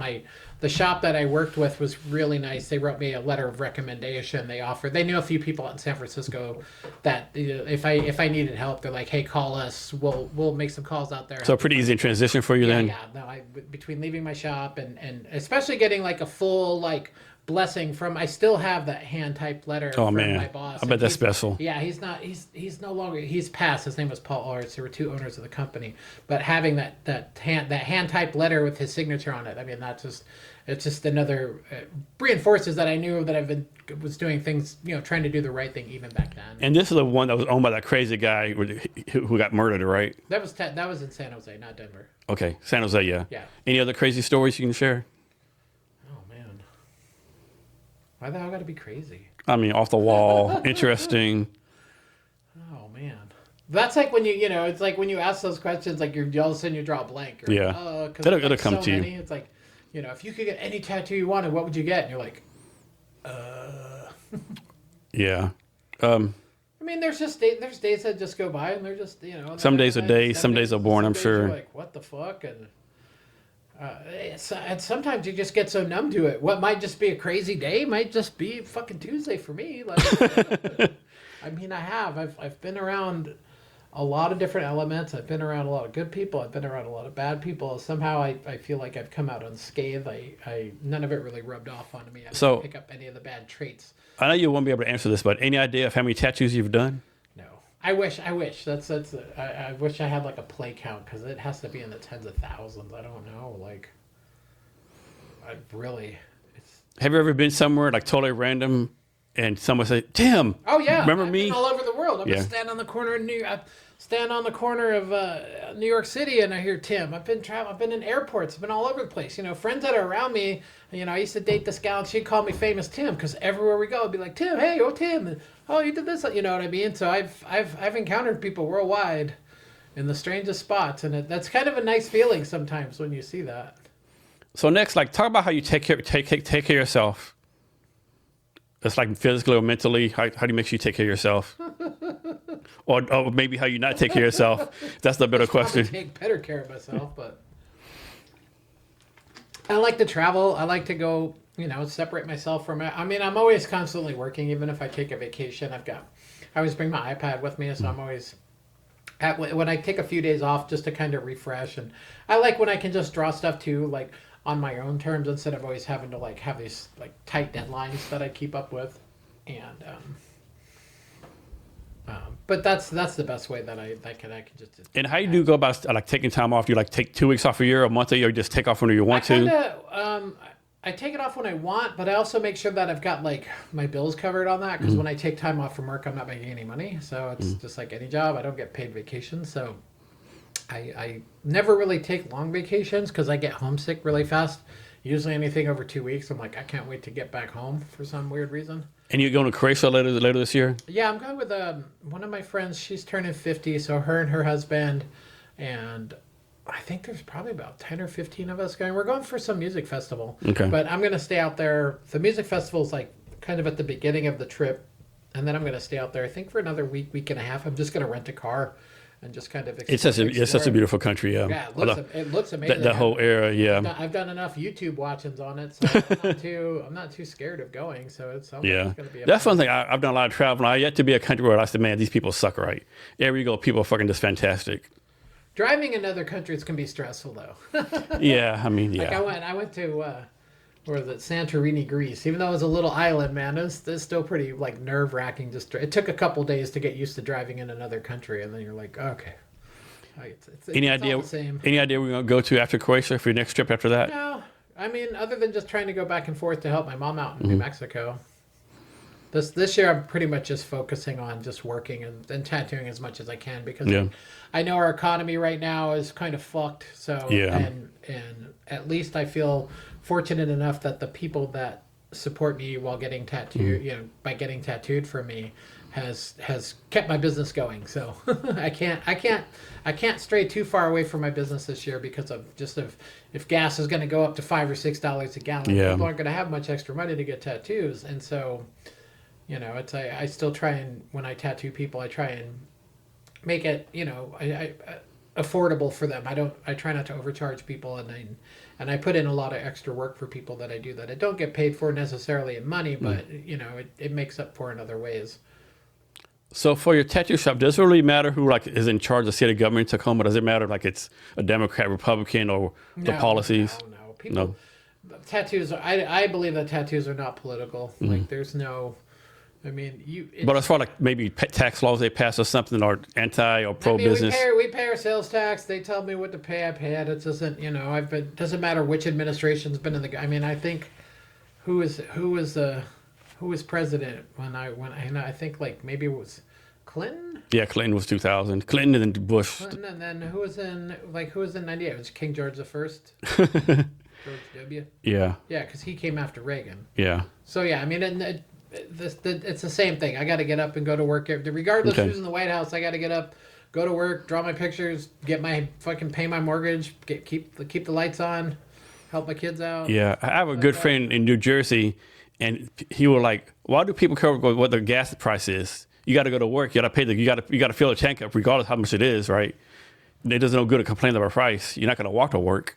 No, and this isn't the first time I've seen $5 a gallon gas. I mean, like a dumbass in 2012, I bought the most gas guzzling vehicle you could ever fucking want on earth, the Hummer H2.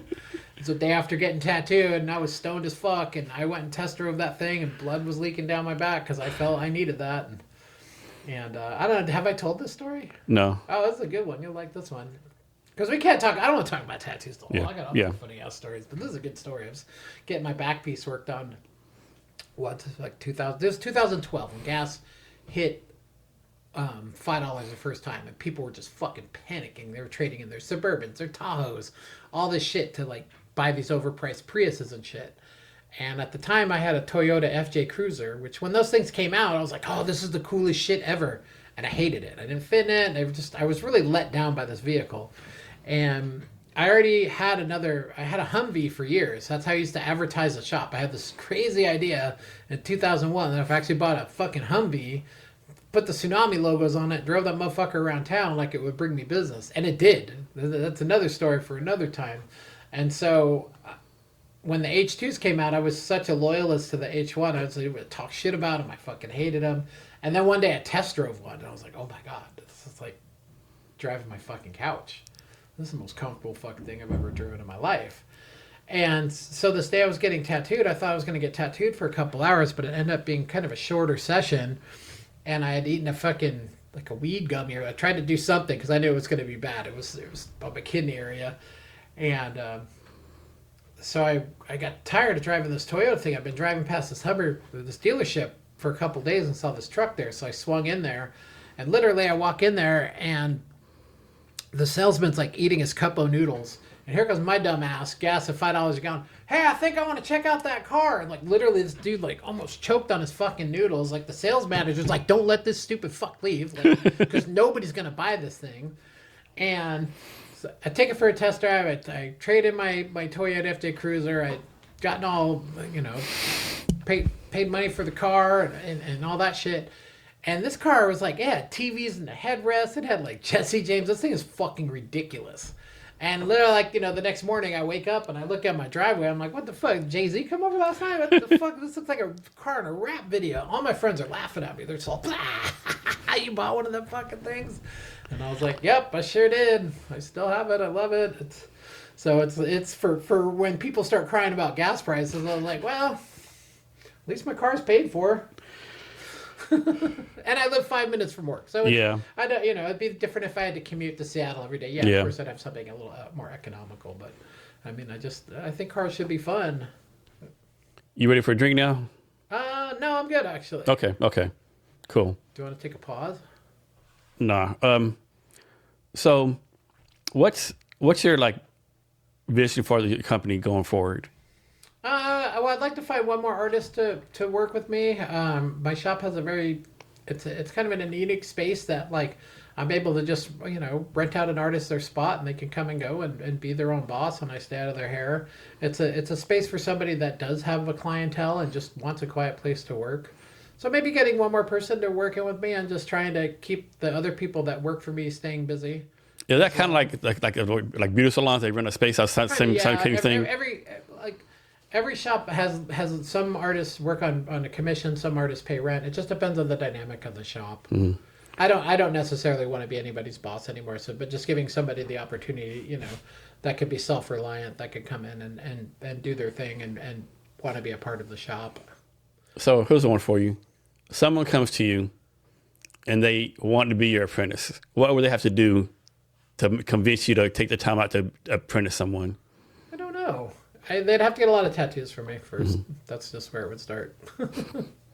I'm not in any position to apprentice anybody anymore. Like I just focus on myself. I don't even, like I said, I don't even want to have a shop with a bunch of people working for me. Yeah. I have the people that I work with and one more, and just keeping my operation kind of small and simple. It just, that way I can just step away from my business when I need to go home and help out my family and take care of those sort of matters. That's all I'm focusing on right now because of the fact that, like, I think the other day we just looked up on Google that there's over 60 shops in Tacoma now. The explosion of tattooing since COVID, since in the last 6 years, it's insane. And there's so many people just working out of their houses and they rent these little offices in the post office. There's just everywhere you look, there's tattooing. And so it's like that slice of the pie keeps getting cut thinner and thinner and thinner. So.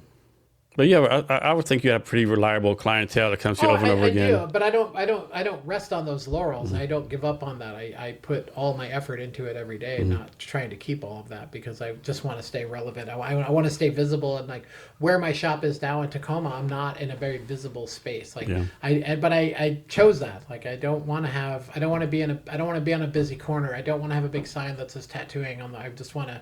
I want to be busy enough that I can just come do my clients, by appointment, and not have to do all that. So it's been working. I've been in that space almost 2 years. I just renewed my lease for a few more years. So it's starting to, people that come to my shop, they really love the space. And okay, you were at 30th Street is like a pretty popular place.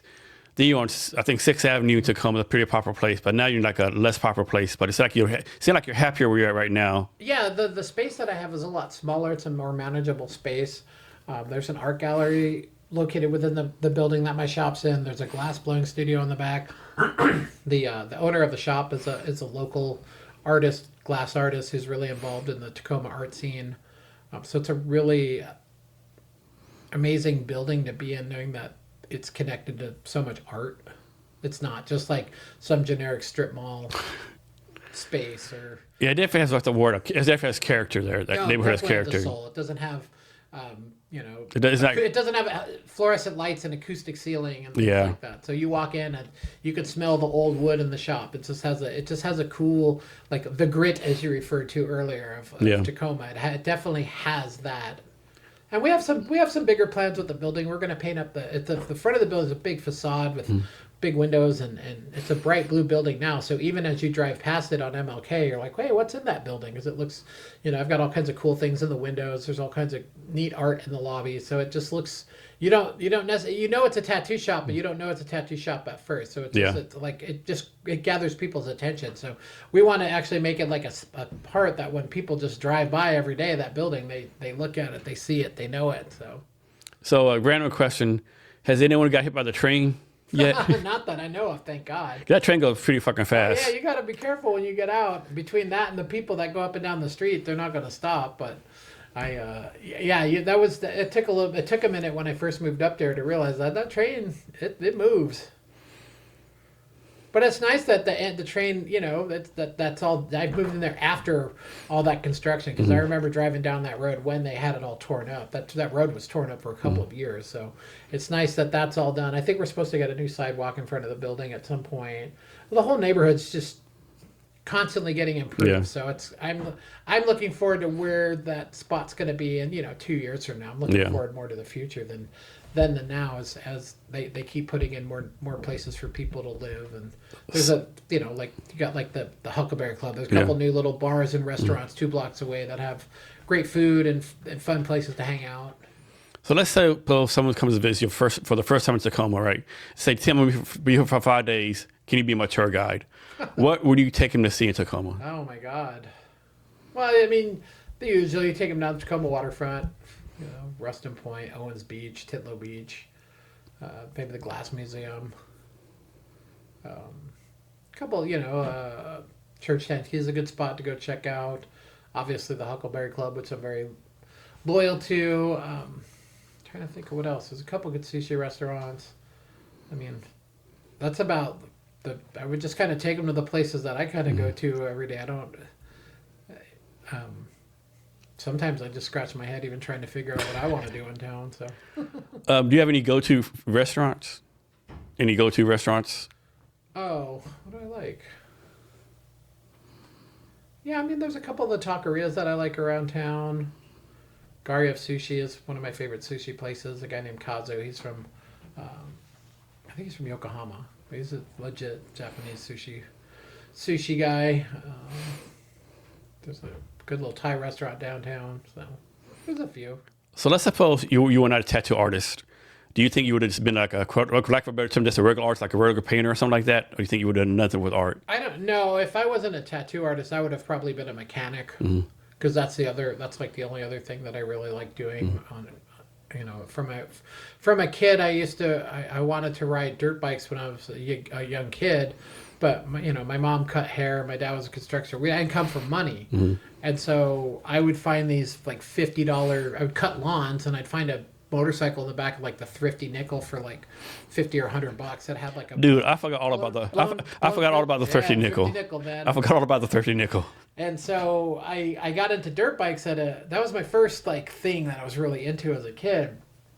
And the only way I could fix them and ride them is if I figured out how to do it myself. And so I would find these motorcycles that I knew early on with like a small combustion engine. There's only 3 things that make an engine work. It's spark, fuel, and air. And if you take away one of them, that engine's not going to run. So trying to diagnose why this motorcycle won't run is a single piston thing. And so I learned how to replace the pistons and put new heads on dirt bikes pretty early, because that was usually the part that failed the most, especially on those 2-stroke bikes, because people wouldn't mix the oil. They'd mix the oil wrong and things like that and end up just destroying the engines on them.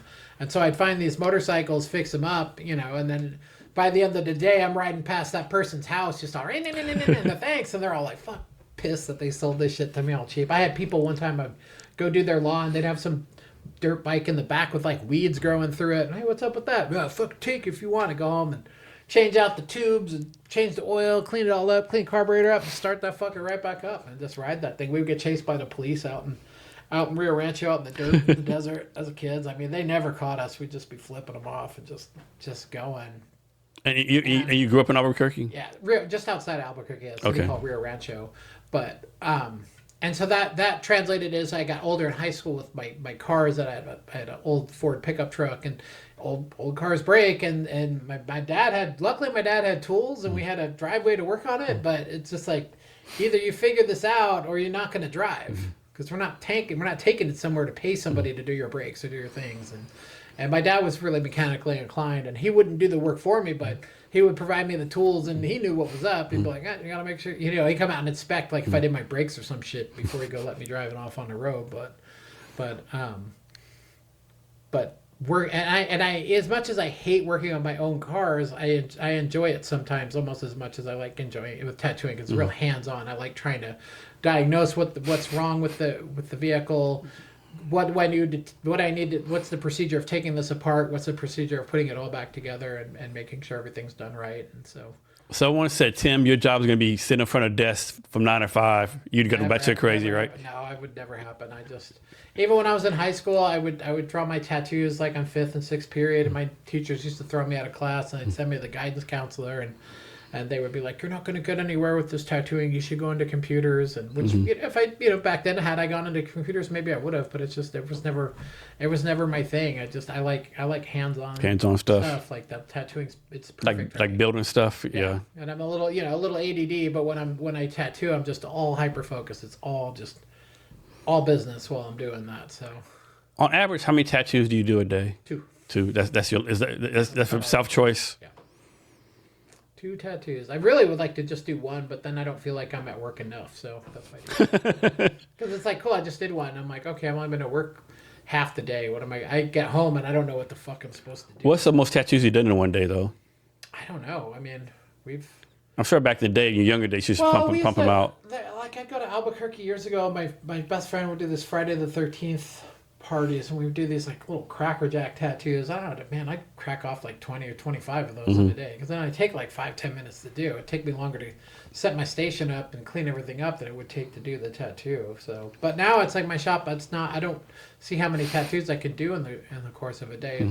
It's how good of a tattoo I can do. So it's all about the quality over the quantity. What's been like the most complex tattoo you've done? Oh, there's all of them. None of them are easy. None of them. It's you're trying to figure out why the ink's not going into the skin. We do have a fundraiser coming up on I think it's the 20. This is the Humane Society, right? Yeah, it's what date is it? Saturday the 28th, which this time I'm kind of scared, because we did one about 6 months ago and the turnout was great. It was perfect. We had like just the perfect amount of people. I think we did like 26 tattoos that day or something like that, which was a lot between 3 people, because we're only doing it from like noon to 6. But the Humane Society recently, they did the flyer and they did like the first post for our event, and I think it's been shared over 100 times. There's been over like a 1,000 likes on the thing and all that. I'm just like, oh fuck, like I don't want people leaving angry, because I know if everybody shows up from this thing, there's no way I could physically tattoo all of these people. So I don't, you know, as far as doing a fundraiser, I know I'm not going to make everybody happy. So What's harder, tattooing a human face or an animal face? depends on how ugly the person is. I've done portraits and tattooing. It's not something I've done in a long time. Baby portraits are always the easiest because their faces are less developed. You know, as opposed to tattooing someone with like curly blonde hair, because that's really hard to translate in tattooing. I know you said you hate like tattooing U.S. flags, so all the stripes and details on it. Yeah, they're hard doing the little stars. If you see a lot of American flags, man, you see a lot of crooked stars. It's just one of those. They're just hard to tattoo, So especially if they're small.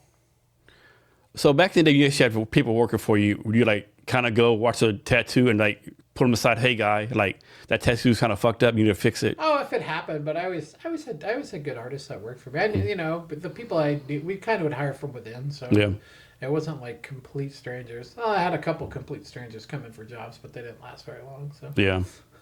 I'm a hard person to work for. I have high expectations. So There's nothing wrong with that. no. That's why my business has been in business for as long as it has. So you said that guy that owned the Denver shop gave a letter of recommendation. Let's suppose Tom Brown goes to your tattoo shop tomorrow, wants to do an apprenticeship. Who would you need to have a letter of recommendation from? You say, okay, I don't know shit about you, but he signs off when you can work here. Well, I mean, if it was somebody who was, you know, whoever the source was, you know what I mean? It was just like, now you can go on a website. There's ways to communicate with people. Like it was just a nice gesture. I didn't necessarily, I didn't need it when I was out looking for a job, but it was just nice to know that I had. Yeah. I could be like, hey, like, it's just an admirable thing to do. What do you see as the future of the tattoo industry? I have no idea. Yeah, I'm sure you do. I'll sit back and watch from a beach somewhere someday. What do you want to see as the future of the industry? I just want to see some of the tradition just carried along. Just some of the things that were taught to me get passed on to the next people. There's it's almost like a civil war in tattooing right now, because there's a lot of people that didn't do that. They started tattooing with the YouTube University. Yeah.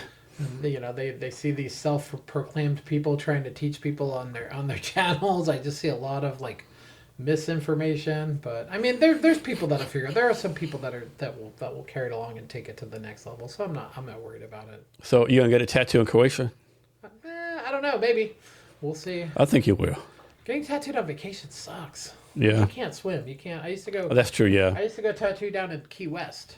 At one point, I wanted to get out of Seattle, and I was like, "What's the farthest I can get away from here?" And I looked at the map, and it was Key West, fucking Florida. And so I hopped on a plane one time, flew down there for about a week or two, and I was like, "Oh, this, like any place when you go on vacation, like this place is badass. You go snorkeling and fishing, and down in Florida, it's clear blue water and all this stuff."